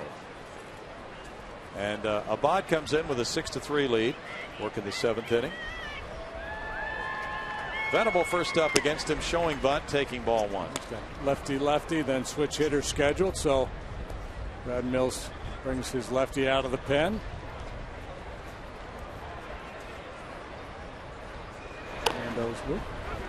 Bunted, he falls and throws late and low and throws it away up the right field line. Hunter Pence has to come for it with Venable going to third now. Throw across to third base, not in time. Costly mistake. Abad fell, and then he tried an ill-advised throw and threw it away. Yeah, there was a whole lot of bad going on with that play. Of course, and maybe the worst is that Fernando's hurt a little bit. He's limping out there right now. Venable, a speedy guy, drops down the bunt. Feet go off from underneath Fernando. Actually got off a halfway decent throw, but Carlos couldn't knock it down. And I thought Venable was a little too risky, actually. I mean, he made it easily at third base, but nobody out, down 3 runs. A certain amount of risk going to third base there. That's for sure. That's one of those plays that after this game, if things go well for the Astros, he's going to take some heat from the boys in the clubhouse. 3-base error by Abad. Now Orlando Hudson will be the pinch hitter for Eric Patterson. Patterson 0 for 1 with 2 walks. And the O-Dog gets a shot off the bench. He has started every game until today. Hitting .300, no homers, 3 runs batted in. He's had 50 at bats. And as a switch hitter, better so far as a right-handed batter, 6 for 16, .375. Popped up. We're now hearing there were 2 errors given on the play to Abad. One fielding for the blowout, for the wipeout, and then a throwing error, allowing him to go to third base. That's not a record. Tommy John once had 3 errors on the same play. He was pitching for the Yankees. Yeah, that was a beauty, wasn't it? Yeah, a mishandle and 2 bad throws. Was that the one where he was trying to cut off a throw from the outfield? Yeah. He made the bad throw originally, and then he got it back in his hands and made another errant throw. I think instead of trying to advance that fumble, you just got to cover it up. If you're Fernando, just cover the fumble and take possession, take the loss, and move on. Hudson looks at that one. It's 2 balls, no strikes. Brett Myers with a quality start today, went 6 innings, allowing 8 hits, 3 runs, walking 2, fanning 5. I guarantee you the next time the Astros pitchers are out for any kind of early work, somebody will be doing an imitation of that play by Fernando. Somebody stumbling out there. Chris Denorfia left the game with a bruised left forearm, and he's day to day after that tremendous catch on Bill Hall's foul ball in the 4th inning took him into the railing in right field. Hudson puts it out into right center. Hunter Pence shies away. Jason Bourgeois with a catch, and the run scores easily to make it 6-4 on the sacrifice fly by Hudson. Venable waltzing home, and Hudson picking up RBI number 4. Well,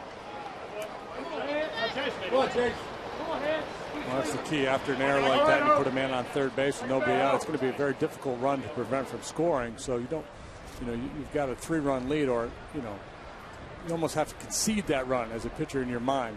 You don't want to start nibbling and pitching out of the zone, try to strike somebody out, and end up walking people and setting the Padres up for a big inning. I'm Millsy at that point. I take that trade. Give me 3 outs and let that run score, and I'll take it. Paid attendance is 22,899. Headley has a pair of doubles, batting left-handed. As a right-handed swinger, he fouls it away, and it's 1-2. Headley's 3 for 13 from this side of the plate. And Myers now has gone at least 6 innings in 36 of his last 37 starts. Foul pop. Quintero back to the screen, will not have a play on it.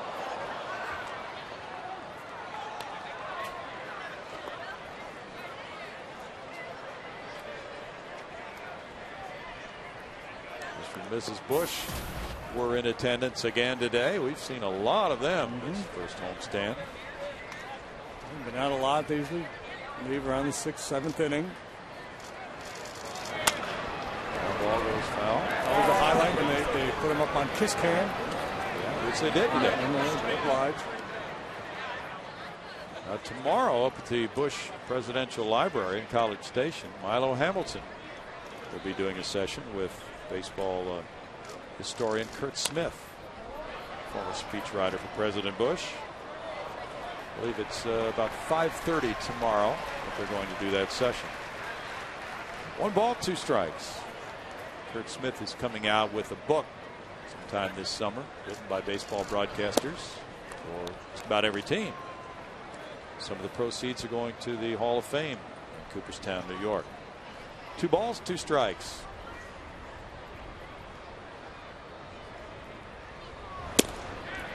Abad strikes out Headley. 2 outs. We'll be talking about making fun of teammates, though, a few days later, once things have cooled down a little bit. I like the tape they put on the outfield after Aubrey Huff was falling all over the place. Oh, yeah, like a police chalk line drawing. Exactly. Scene of the crime. Now Brad Mills is looking out to his bullpen. He's had Melanson warming up. And with the score 6-4, he'll make a move, and we'll tell you about it in just a moment.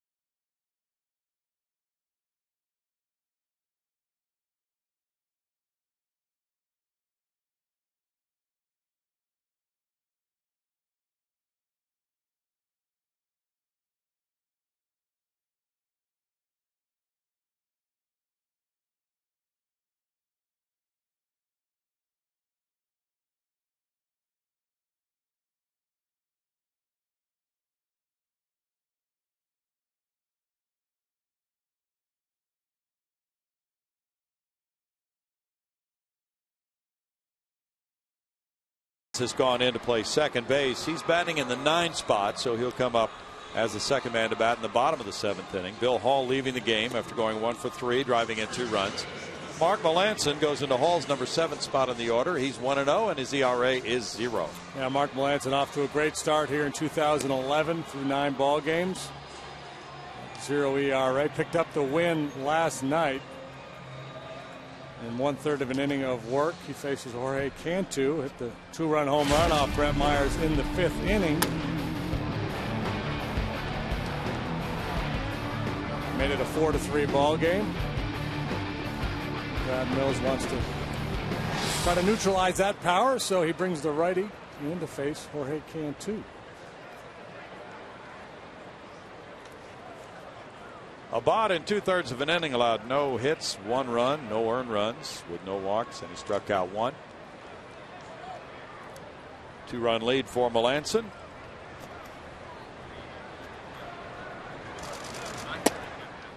Here's ball 1.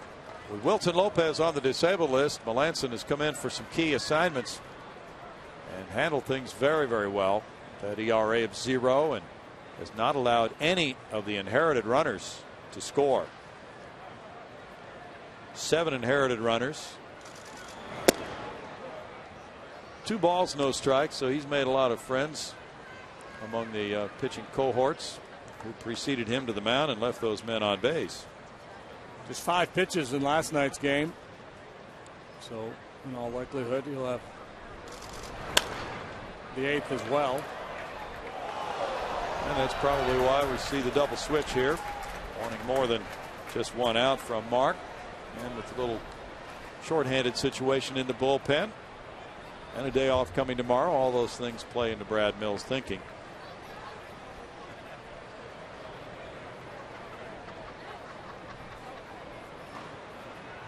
Melanson pitching for the 3rd time in this 4-game series. I like this move. If you're going to use Melanson for the 8th, you might as well bring him out to get 1 out in the 7th with a dangerous right-handed batter coming up. If Cantu were to have reached off a bod, you were going to bring Melanson in anyway to face Hundley. In the air, and Carlos Lee drifts over to foul territory. Melanson retires Cantu. 1 run scoring on no hits with 2 errors and nobody left. Fans get up for the singing of God Bless America with the score 6-4 Houston.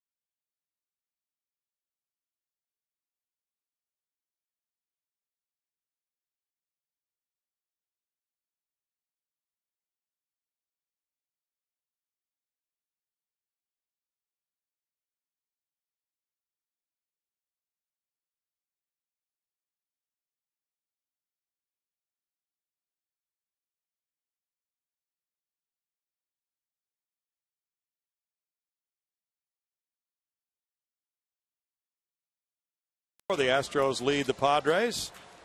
And now the Houston 7th comes up with Humberto Quintero to lead it off. Matt Downs in the 9th spot to bat 2nd. Jason Bourgeois due up 3rd. Orlando Hudson stays in the game playing second base for the Padres. Quintero has struck out both times. Frieri's fastball good for strike one. Next homestand, we're going to have Pygmy Hippo Day at the ballpark. Should be a lot of fun.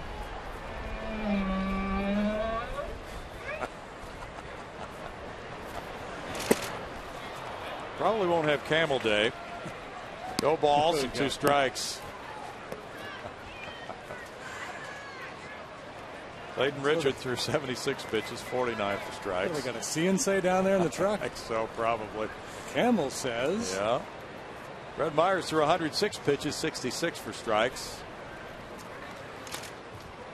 Frieri gets a foul ball from Quintero, the former Padre, and the count is 0-2 still.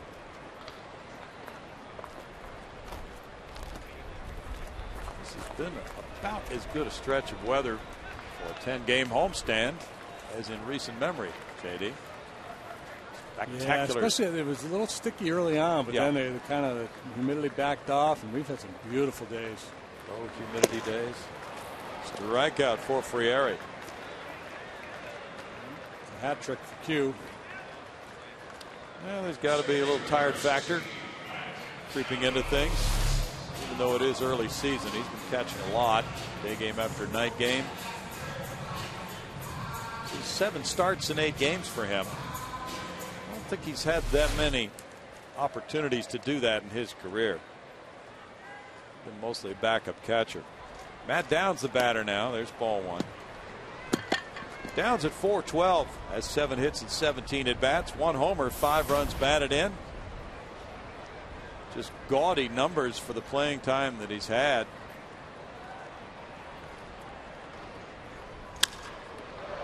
Downs to left field. Ludwig. 2 outs.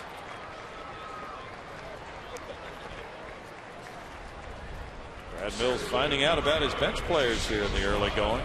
Talked about that before the game today, and that's the whole idea here in these first few weeks. Get those guys some playing time.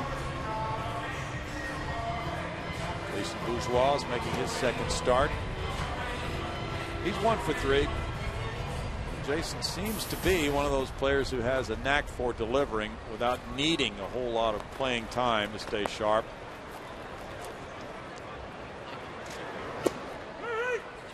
It's nice when you want to give Michael Bourne a day off to be able to replace him with a guy like Bourgeois, who brings a lot of speed to the position as well. It is. Speed to the top of the batting order.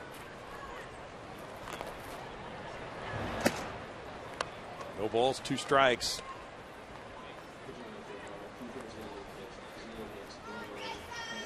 (4-3) the Rockies lead the Cubs, top of the 3rd. Michael Bourne getting a rest today. And the live fastball of Frieri gets him through the 7th inning in a 1-2-3 fashion to keep the score at 6-4 Houston.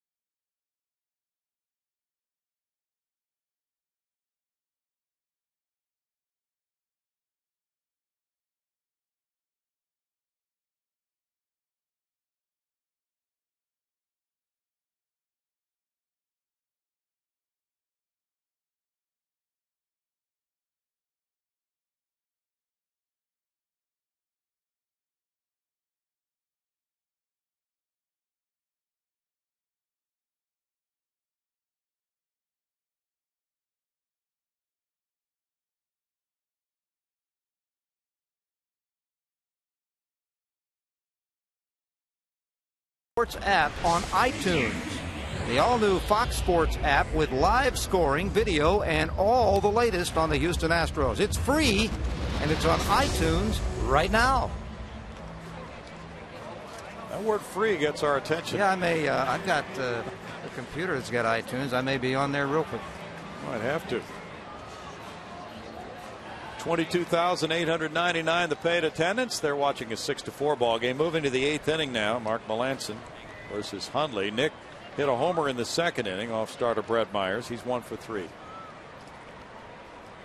Ludwig and Maben to follow in the Padres' 8th inning.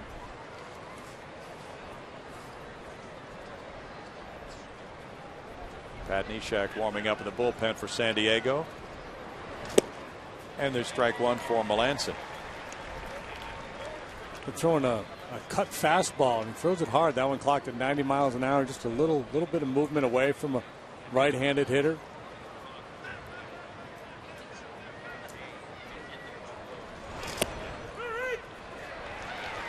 Oh, 0-2. Get the jump on a dangerous hitter. So important. Now he's got options. Hard in with the fastball. Maybe try to bounce a curveball, see if you can get him to chase.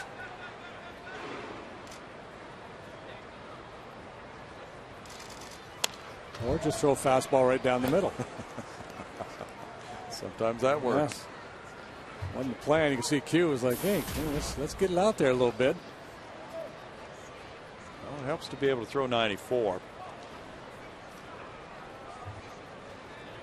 Cleveland won again 4-2 over Baltimore. The Tribe is 11-4. Costa Carmona winning it. 1-2. Adam Everett's been playing a little for that club. Third base, short.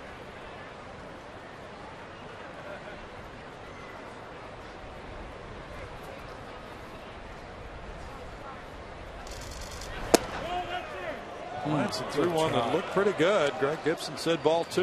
Good try after working him away, coming with that inside fastball. Surprised he hasn't thrown a curveball. According to Fox Tracks, that was well off the plate inside.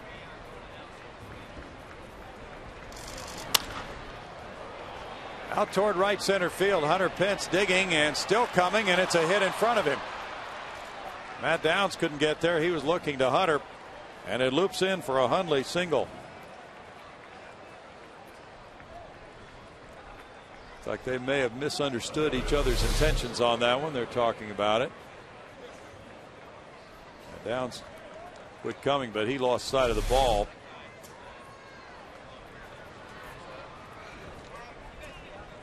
The Padres get hit number 9.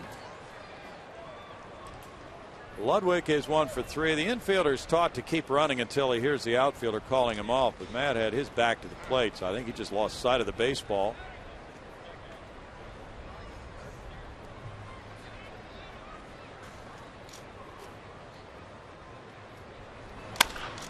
Ground ball and to his right. Sanchez can't play it. On through into left field.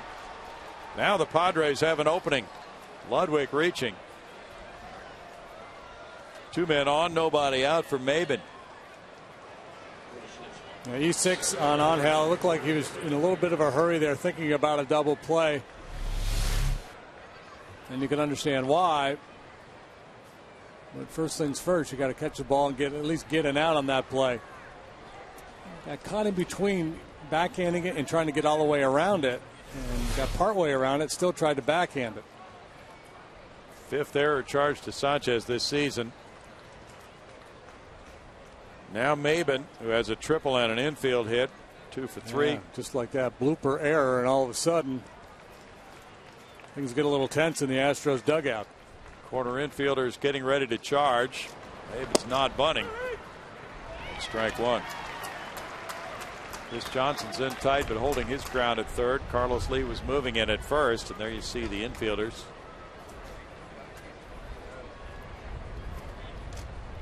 Now it's Mike Adams warming up for the Padres.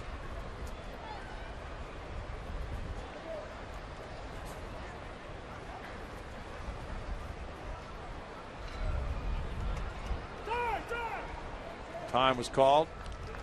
And Mark is very deliberate on the mound. Takes a lot of time between pitches, taking a lot of time there after he came set. As a hitter, you get into a certain rhythm, and if you're standing there kind of in that locked position for too long, you got to step out. Neshek and Adams at work. Can only maintain that peak concentration for a short period of time. Maben started to swing. The appeal goes to first. He checked it. Todd Tichenor with the ruling, and it's 1-1.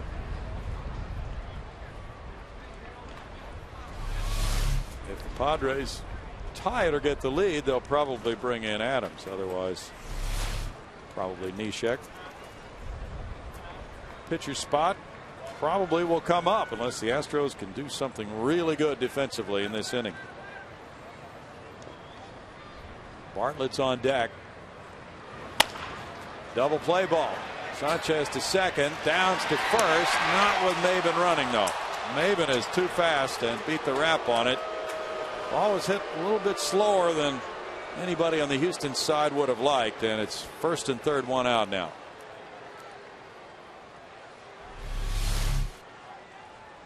Sanchez comes and gets it. A good feed, a good turn, but great speed. That's part of the reason why you don't bunt there. A very difficult man to double up. If I'm Buddy Black, I don't bunt in that situation either. Down 2 runs on the road. I'm playing for a big inning. I don't want to give up any outs. Now Bartlett with Brad Hopp on deck, a left-handed pinch hitter. Bartlett's 1 for 3.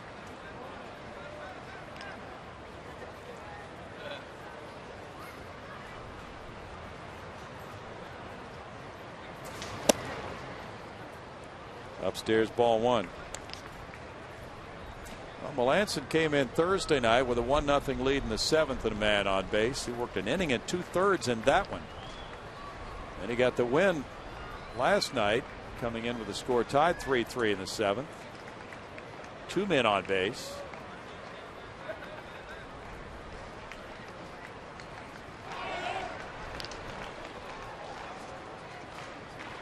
One way to kind of gauge what Maben might be doing is to do what Melanson just did.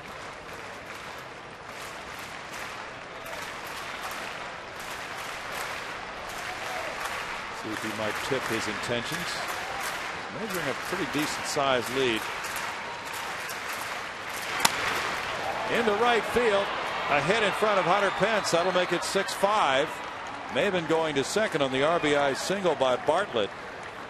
Bartlett drives in his first of the year. He's 2 for 4. And now Hopp will come up to pinch hit for Frieri.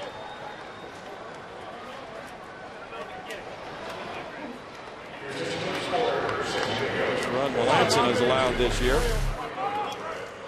Bartlett stays inside that fastball and just shoots it to right field.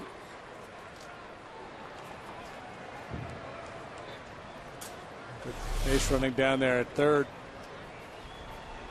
Realizing that just stay put until that ball drops. This is where it would really pay off to have a second lefty in the bullpen. Yeah, you know, Brad Mills talked about that this spring, but there wasn't another lefty who showed enough in spring training to make the club.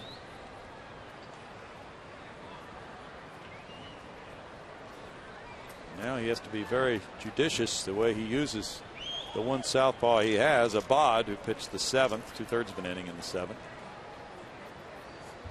And it's Hopp to bat.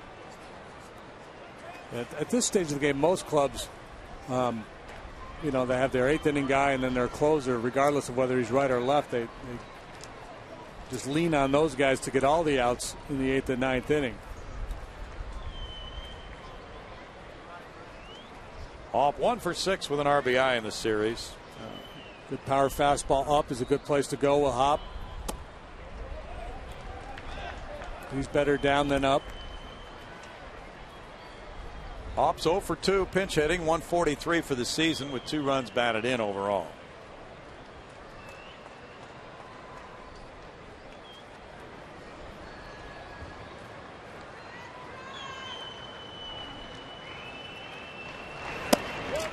In tight, that makes it 2-0. And Maben, very speedy runner at second, represents the potential tying run.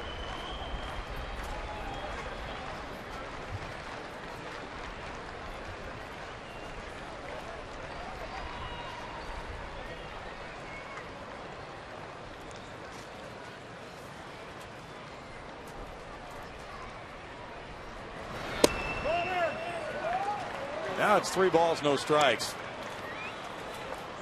Bullpen action for Houston.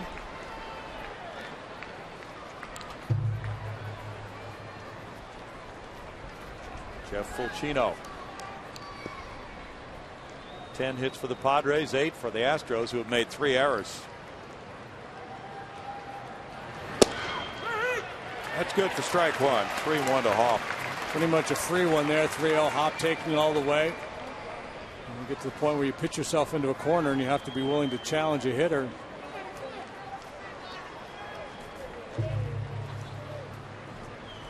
I'm assuming Hop would attack a similar pitch here on 3-1. I'm not going to let another one like that go by. That's ball 4 to load the bases and bring up Venable.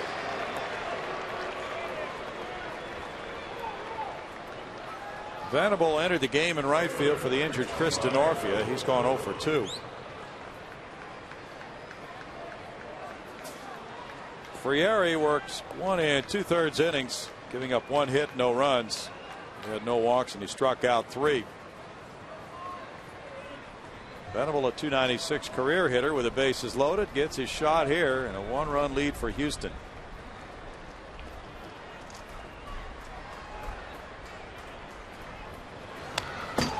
Good swing. Anario Del Rosario has joined the warm-up activity for the Astros in their bullpen.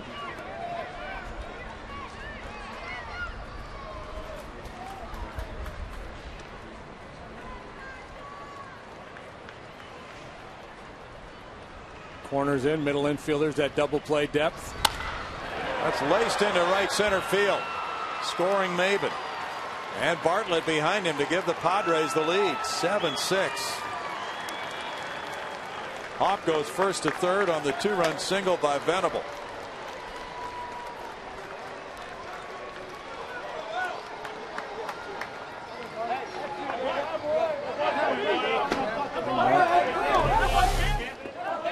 They've been so good so far, and finally has an ERA.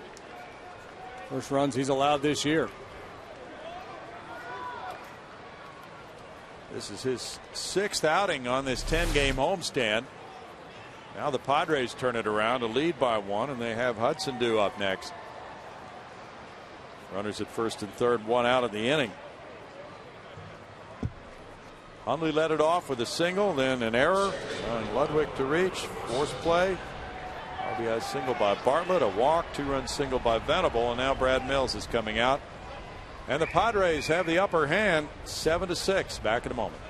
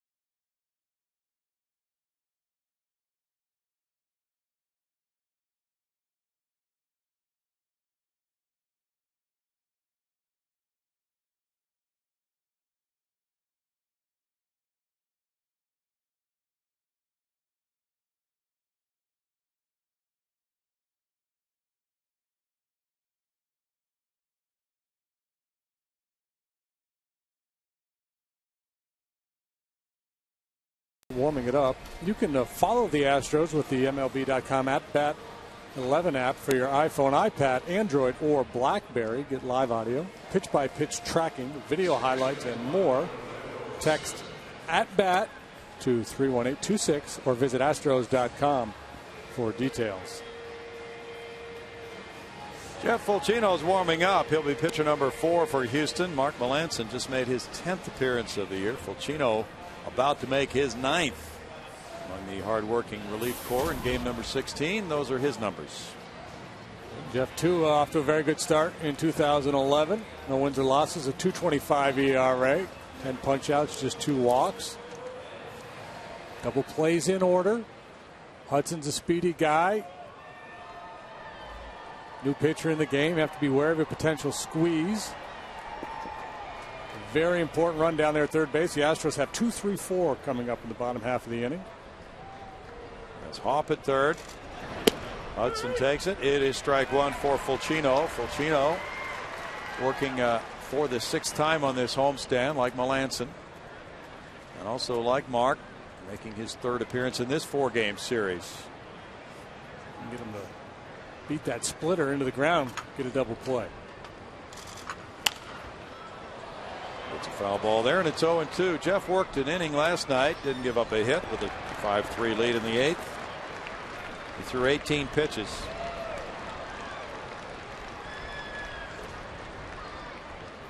He struck out 10 in 8 innings. One of those would go down real well on the Houston bench right now, too. Headley's on deck.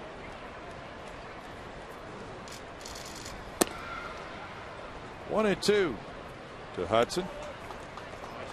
Hudson delivered a sac fly in the 7th inning. Boston 8, Toronto 1 there in the bottom of the 8th at Fenway. Jacoby Ellsbury hit his 3rd homer.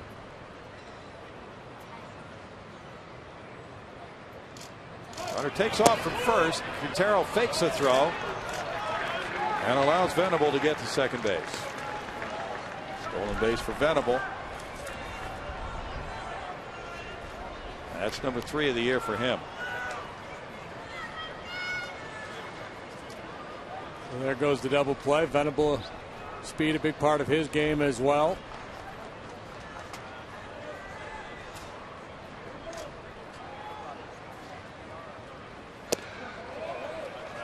That's 3 and 2.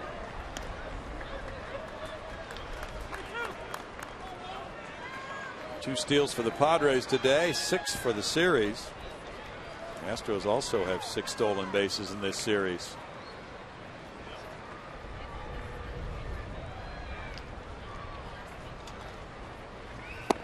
Hudson takes a walk and the bases are loaded for Headley. Second walk in the inning. That's number 5 on the day for Astros pitching. Headley's the 8th Padre to bat in this 8th inning. He has a pair of doubles today, 2 for 4. 4 doubles in his last 6 at bats now for Headley, who does not have a major league grand slam. 3 errors and 2 walks in the last 2 innings for the Astros. A little sloppy here in the later stages of this ball game. Strike 1 to Headley. Fulcino faced Headley last night in the 8th inning and got him on a 3-2 pitch, a line drive to left. This ground ball backhanded. Carlos Lee coming home for the force play. Quintero does not have an opportunity to throw on to Fulcino for an out at first for the double play. 2 outs now. A nice play there by Carlos. Ball pretty well struck, and he had to contend with Hudson before the Hudson's right behind him. He's in his ear, kind of chirping a little bit. No problem for the big man.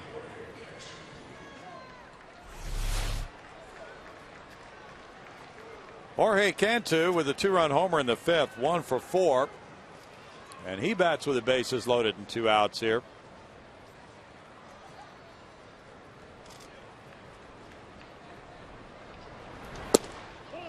Looking at ball 1.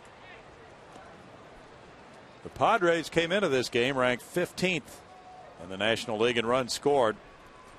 They've put together 11 hits and 7 runs today.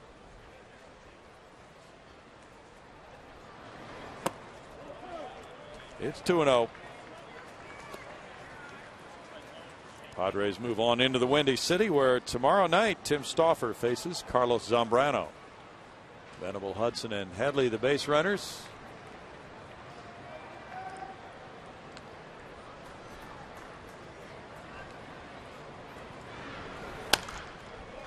Well, just checking the rotation for that series at Wrigley Field. Mike Quade will come back with James Russell, who took his lumps against the Astros, against Dustin Mosley Tuesday night, and then Matt Garza and Aaron Harang finished that series.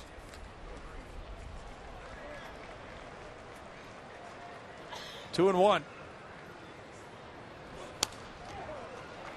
And it's 2-2.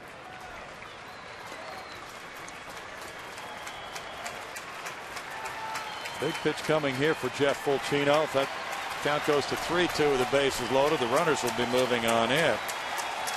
They'd love to get him right here at this 2-2 count.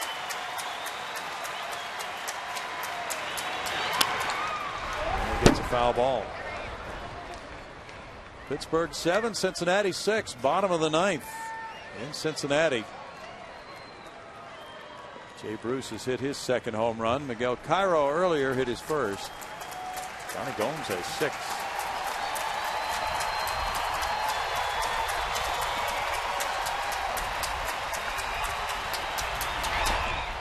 Now it's a full count. Good try there. Coming back with a good split finger pitch. Canto, a pretty aggressive hitter. But couldn't get him to chase. Now, big decision coming. Do you give in and challenge with a fastball in the strike zone? You try to fool him with a split finger pitch.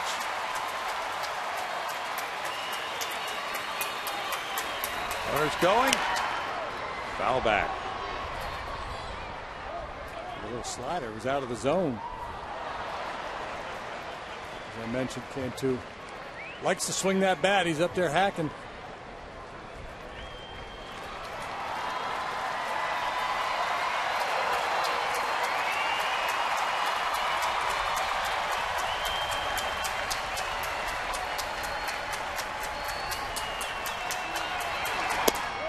That's ball 4, forcing in a run, and it's 8-6 Padres.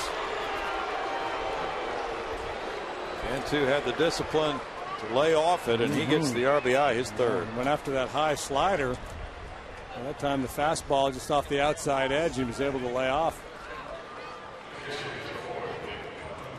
Nick Hundley led off this inning with a single to right center field. Now he's batting for the second time in the inning. He's been up for about an hour here. Yeah, they really have. Hundley homered back in the second. He's 2 for 4 today with 2 runs scored.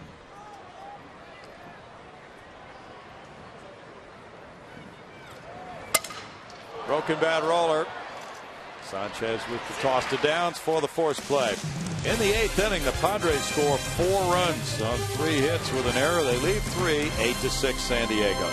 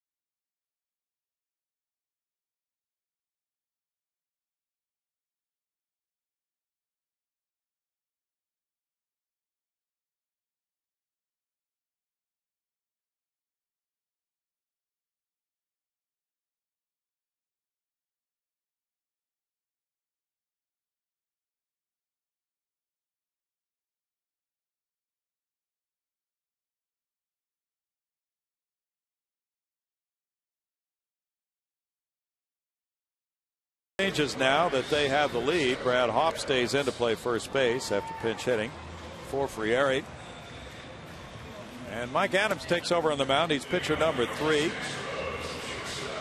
He'll be working Sanchez, Pence, and Lee in the bottom of the 8th inning. And not an enviable position to be down late against this Padre bullpen, one of the best in all of baseball. Adams a big part of it last year, again so far this year. 7 times he's gone out there. He's got a .129 ERA. Sanchez, Gregerson, Heath Bell, Chad Qualls has joined that group. Talented relievers at Bud Black's disposal. That was the real core of this club last year, starting pitching and the bullpen. Angel Sanchez is 0 for 3. Twice he's grounded to short, and he hit a foul pop to first. Adams delivers, and there's strike one from Mike. Mike got a hold in the 4-2 win for the Padres with 1 hitless inning, coming in with a 3-run lead in the 8th. That was on Friday night. 1 ball, 1 strike. He's from Corpus Christi, lives in Robstown, went to Texas A&M Kingsville. 32 years old, an undrafted free agent in 01, signed by Milwaukee. Jose Valdez is warming up for Houston.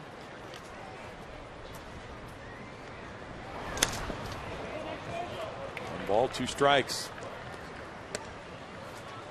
How about that? Undrafted.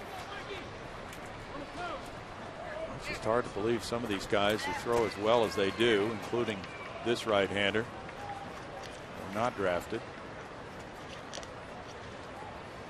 He first came to the big leagues in 04 with the Brewers.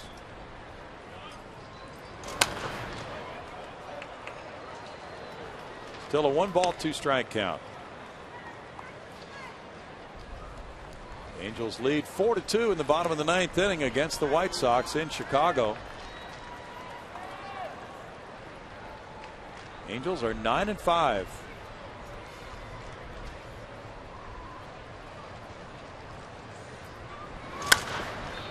In the air toward the right field line. Looks like it's close to the line and caught for out number 1.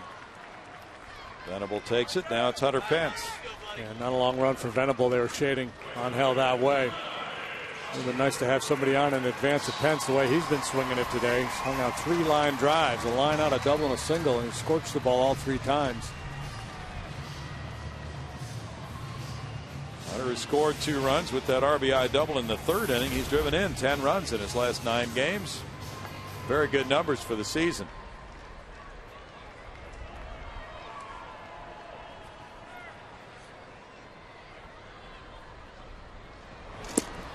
Slider missing, ball 1. Adams has been stingy with the home runs allowed. He's only given up 3 in his last 97 2/3 innings, dating back to July of 09.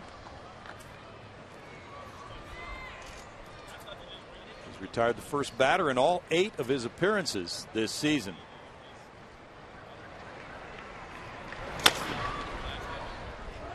If you don't walk people and you don't give up home runs, you got a pretty good chance of having success. He had 38 holds last year, second to Luke Gregerson. Some of the Padres folks think that if there is a trade of Heath Bell sometime this season, Mike Adams would get the first shot at closing.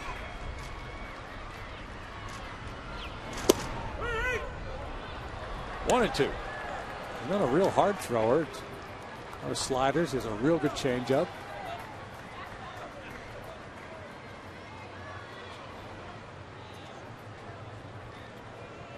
Milwaukee traded him to the Mets in 06. He was a waiver claim by Cleveland later that year. Padres got him in a trade in 06. He jammed Hunter. Roller out to Bartlett. On to Hop, 2 outs. That was pretty smooth out there at shortstop. He is. Miguel Tejada manned that position last year for the Padres. They're missing the offense that he provided. They're missing the Adrian Gonzalez offense. Carlos Lee has driven in a pair, 2 for 3 with a run producing single and an RBI double. Giants in Arizona are scoreless after 2 with Barry Enright on the mound for Arizona.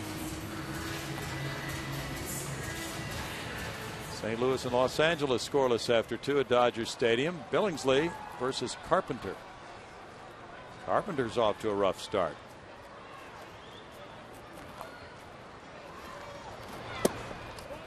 Cardinals have gotten a lot of offense on this road trip with Albert Pujols coming alive and Lance Berkman really ripping the ball. And as a result, they're now 8-7. They've won 4 in a row.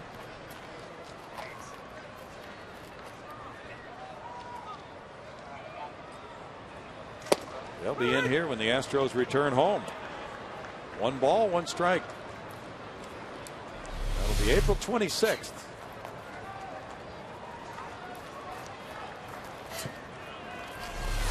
A week from Tuesday night.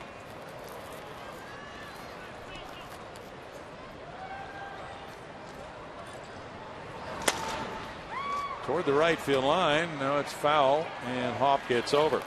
So in the 8th inning, Adams gets a 1-2-3-0 to his name, and it is 8-6 Padres.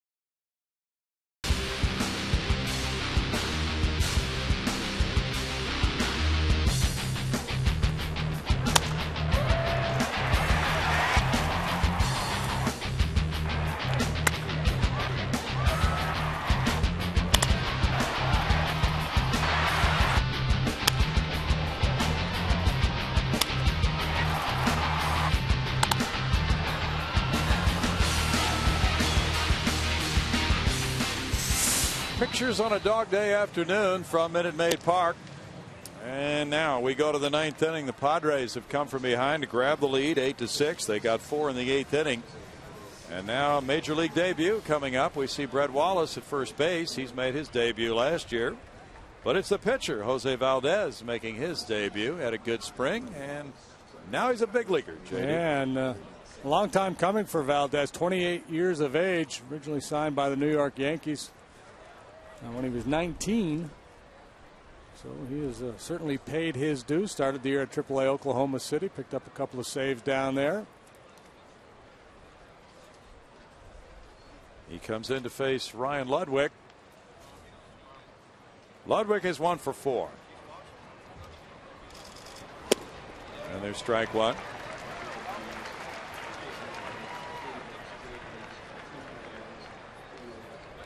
Mark Melancon in 2/3 of an inning allowed 3 hits, 4 runs, 2 of them earned, walking 1 with no strikeouts.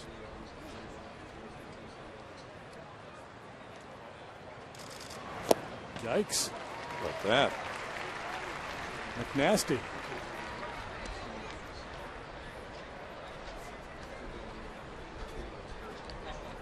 Jeff Fulcino in 2/3 of an inning allowed no hits, no runs, with 2 walks and no strikeouts. Valdez, pitcher number 5. He's from the Dominican Republic. And he has struck out his first major league hitter. Quintero goes to Wallace to complete that strikeout from 2 to 3. Well, the ball into the dugout. It's a keepsake. First major league strikeout. Come on. Hey, CJ did. Good. You never see that. There it is. Somebody was thinking down there in the dugout. You bet. Nice moment. What took this kid so long to get to the big leagues? That's some nasty stuff he's throwing up there. That is a legitimate question.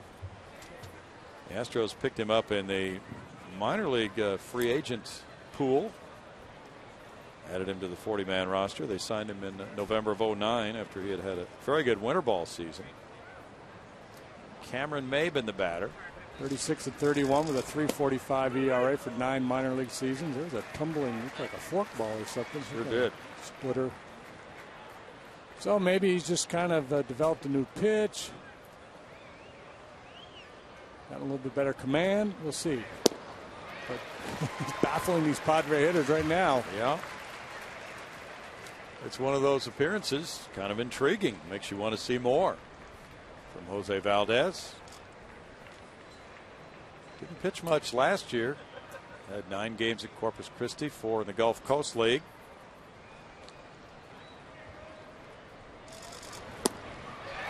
That stuff. He struck out the first 2.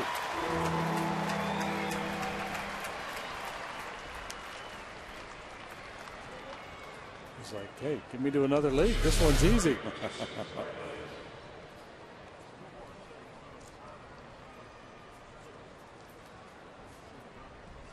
Now it's Jason Bartlett coming up. Bartlett is 2 for 4 with an RBI. Valdez was recovering from an injury last year. That's why he didn't pitch a whole lot. Fastball at 94. Ball 1. In 09, he was 3-0 in the Dominican Winter League when the Astros signed him as a free agent with a 1.29 ERA. So their scouting there really has paid off, it would appear. 2 balls, no strikes.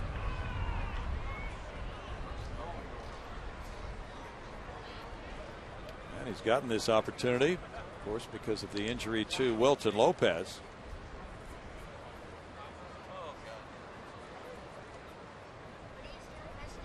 Last outing for Jose Valdez was Thursday when he got that save for Oklahoma City. 2 balls, 1 strike. From 02 until 2008, he did not pitch above A ball.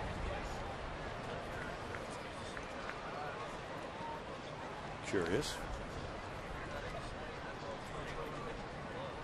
With the arm that he is displaying right here.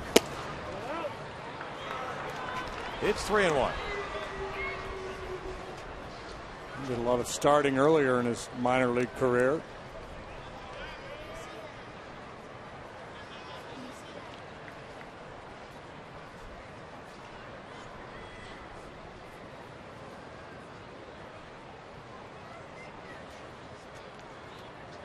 Pittsburgh down Cincinnati 7-6. 96 for you. Ooh. How about this? He has a chance to strike out the side in his first major league inning. Yeah, and I think really the biggest decision for him is what pitch he's going to do it with. I think he's pretty well assured that he's going to punch him out the way he's going. He's thinking, yeah, I got him. Do I want to blow it by him or do I want to trick him with that split finger pitch again? Hops on deck. So, Bartlett puts it in play. He will have overachieved. Chris Resop got the win for the Pirates. Logan Ondrusek lost it for the Reds today with Joel Hanrahan getting save number 5. Boston beat down Toronto 8-1. John Lester beating Jesse Litch. Ball 4. He can still strike out the side though. Hopp is coming up next. He walked in the 8th inning. It's an ugly inning for the Astros. They had 3 walks in the inning and an error.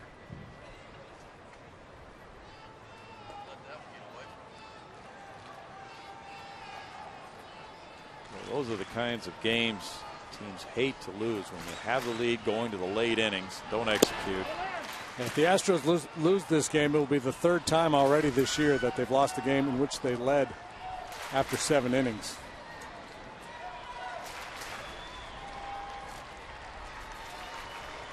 One 0 to Hop.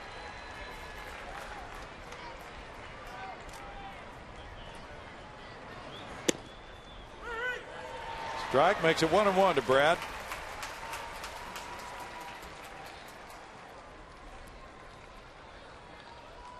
Pat Neshek warming up along with Heath Bell for the Padres. Twins beat Tampa Bay 4-2. Ryan Dunsink with a winner. There's a ground ball back to the mound, and Valdez tosses over to Wallace. Very good first major league inning for Jose Valdez. Now a 2-run lead for Heath Bell, 8-6 San Diego.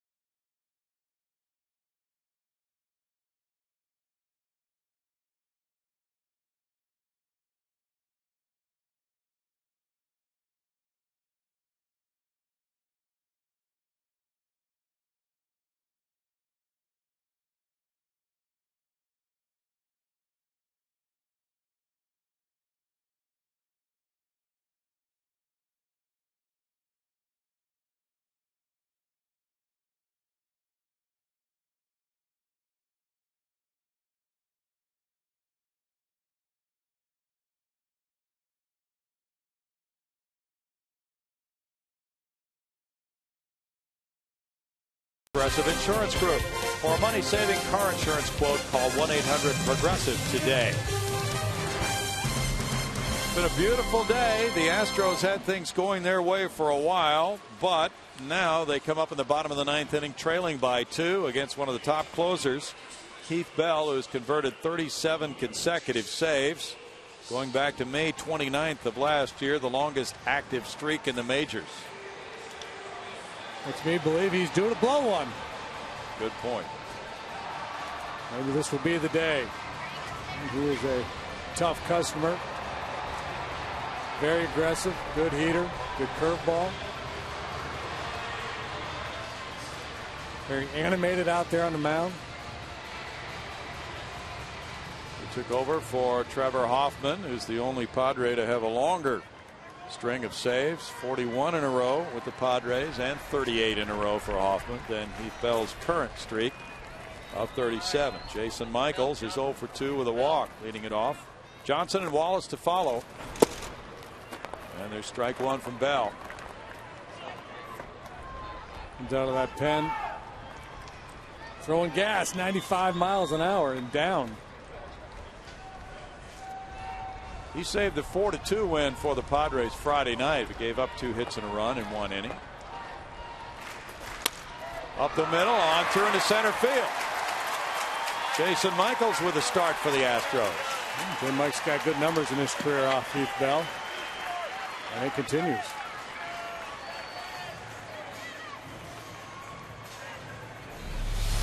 Nice approach.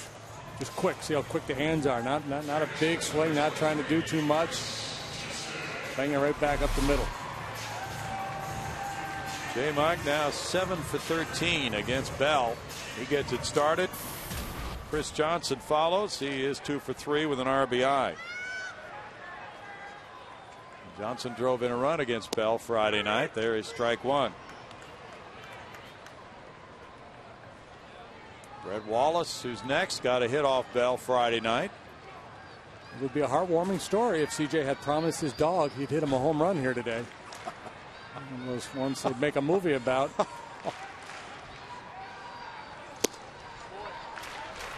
1 ball, 1 strike.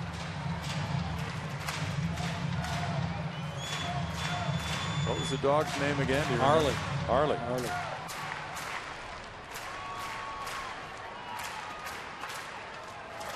This one's for you, Harley. 1 and 2.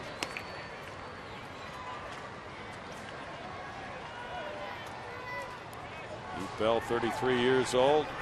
Another undrafted free agent. This is crazy. 2 guys at the end of games for the Padres who weren't drafted.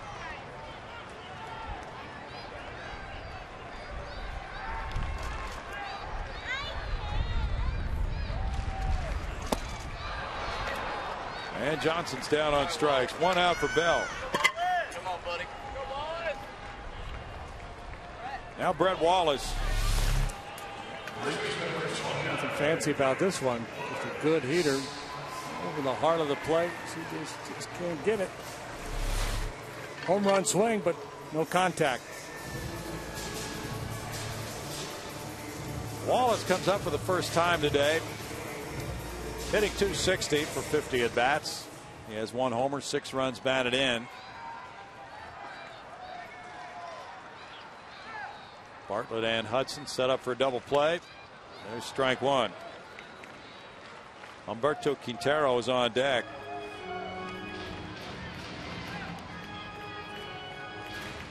Obviously looking first pitch fastball there. Was fooled by that breaking pitch, but he's still got 2 to play with.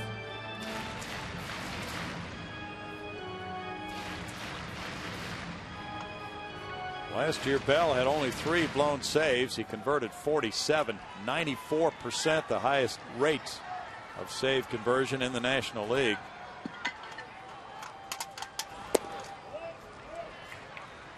It's a ball and a strike to Wallace. Padres trying to gain a split of this 4-game series. The Astros led it 4-1 after 3. They had a 6-3 lead after 6. Foul back. It's 1 and 2.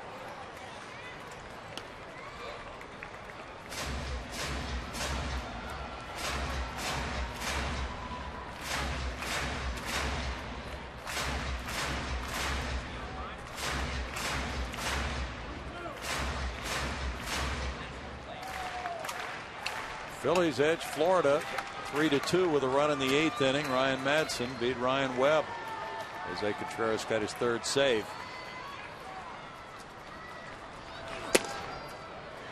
2-2 to Wallace. Trying to get him to chase that high fastball.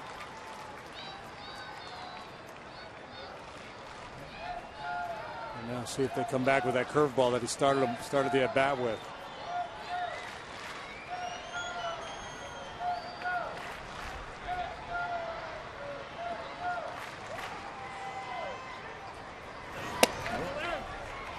Hard in. Trying to get him to offer at it. Wallace doing a nice job laying off. That's a tough pitch for him to handle. Maben is shading toward left center. The wind blowing out to left. Pretty strong breeze right now. It's a battle of wills between the pitcher and the hitter. The pitcher knows where the hitter's hole is and keeps pounding away, hoping that the hitter will offer. And Wallace so far has done a nice job laying off and able to work the walk. Nice at bat there. 2 men on now. Humberto Quintero coming up. And Matt Downs in the on-deck circle. Joe Inglet, Michael Bourne, J.R. Tolles left on the bench for the Astros. Quintero has struck out all 3 times.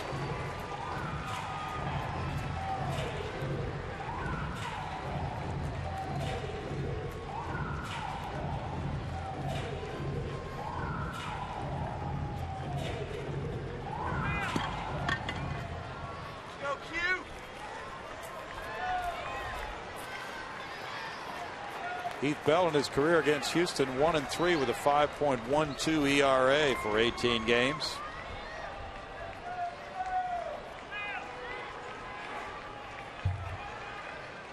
Seattle won at Kansas City 3-2.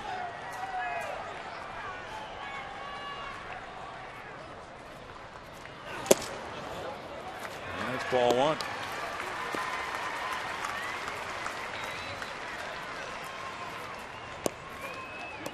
Dylan G and the Mets won in Atlanta 3-2, beating Tommy Hanson. K-Rod getting his second save. Jason Hayward hitting home run number 4 for the Braves.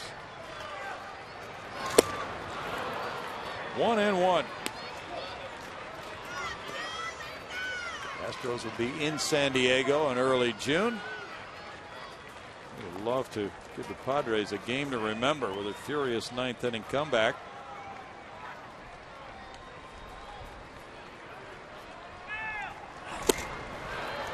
One and two.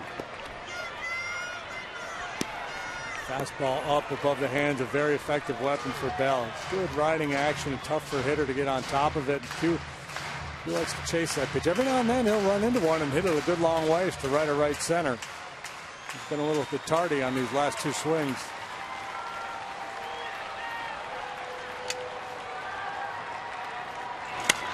Line drive right field corner. Venable over and off his glove.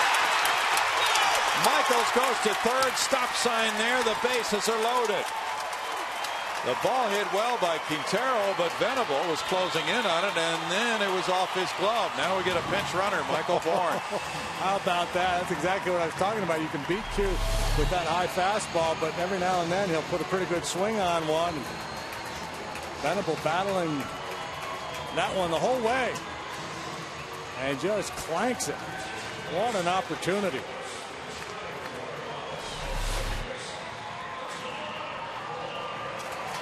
Bases loaded, and it's Matt Downs. Downs hit a fly ball to left at his first at bat in the 7th inning. It's an error on Venable, his first.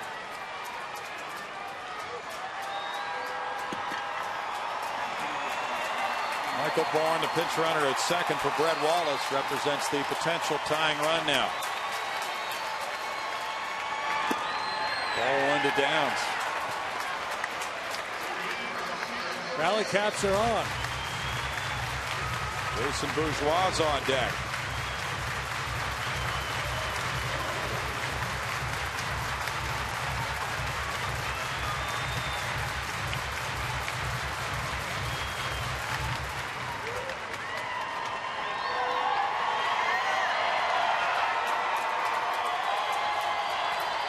He's had a couple big hits already this season. After that. Out 2-0. Jeff Bagwell was talking last night on our telecast about Matt Downs. He does not get cheated with his swings. Pretty good chance he's going to take a good rip here.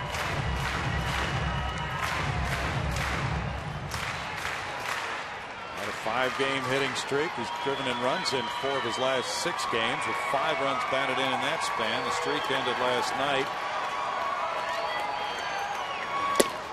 That sails high, and Bell falls behind now. 3-0 with the bases loaded.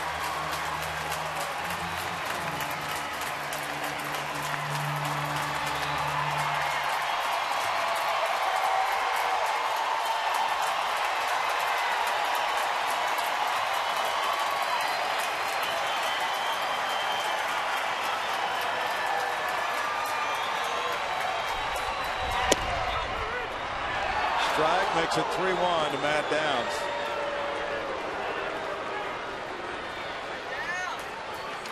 Downs drove in 7 runs in 97 Major League at-bats last year between the Giants and Astros. Had a very good spring. That is a strike. Oh, wow. 3-2. Ball looked in. It sure did. Looked up and in to me. Now bases loaded, 1 out, a 3-2 pitch coming.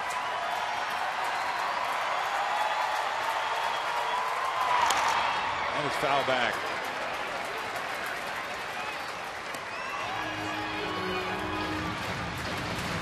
The Astros have given up the lead, but they're still battling here with a real chance to do something very exciting if Downs can get a hit.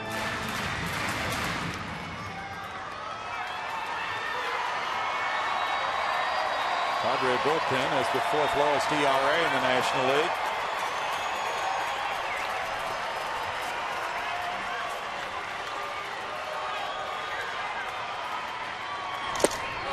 a strikeout for Bell. 2 outs, and it's Jason Bourgeois next.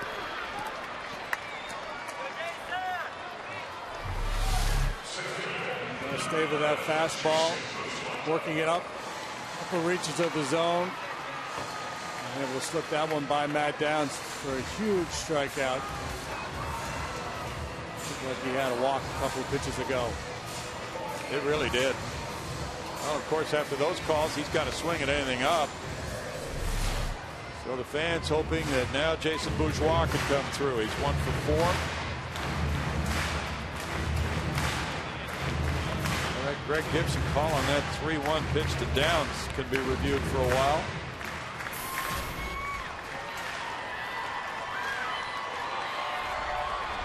Sanchez on deck.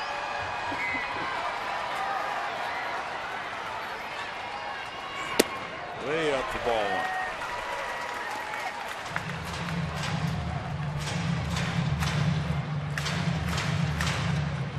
Speedy Michael Bourne on at second base. A well-placed single ties this game.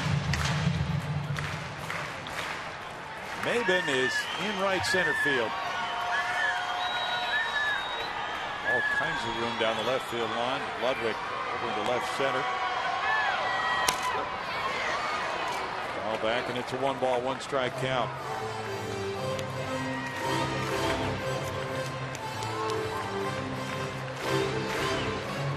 Eleven hits for the Padres, 9 for the Astros.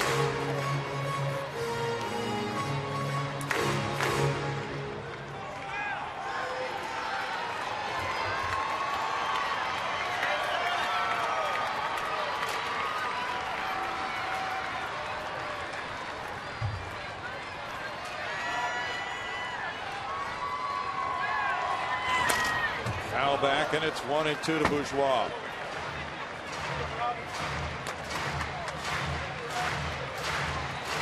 Jason spent a lot of time watching Astros baseball as a youngster with his father John working in the Astrodome ticket office. Yeah, he'd love to have some youngster remember a meaningful hit that he provides in this ballpark.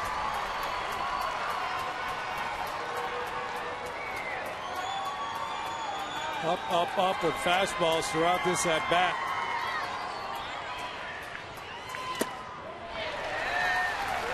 Two and 2.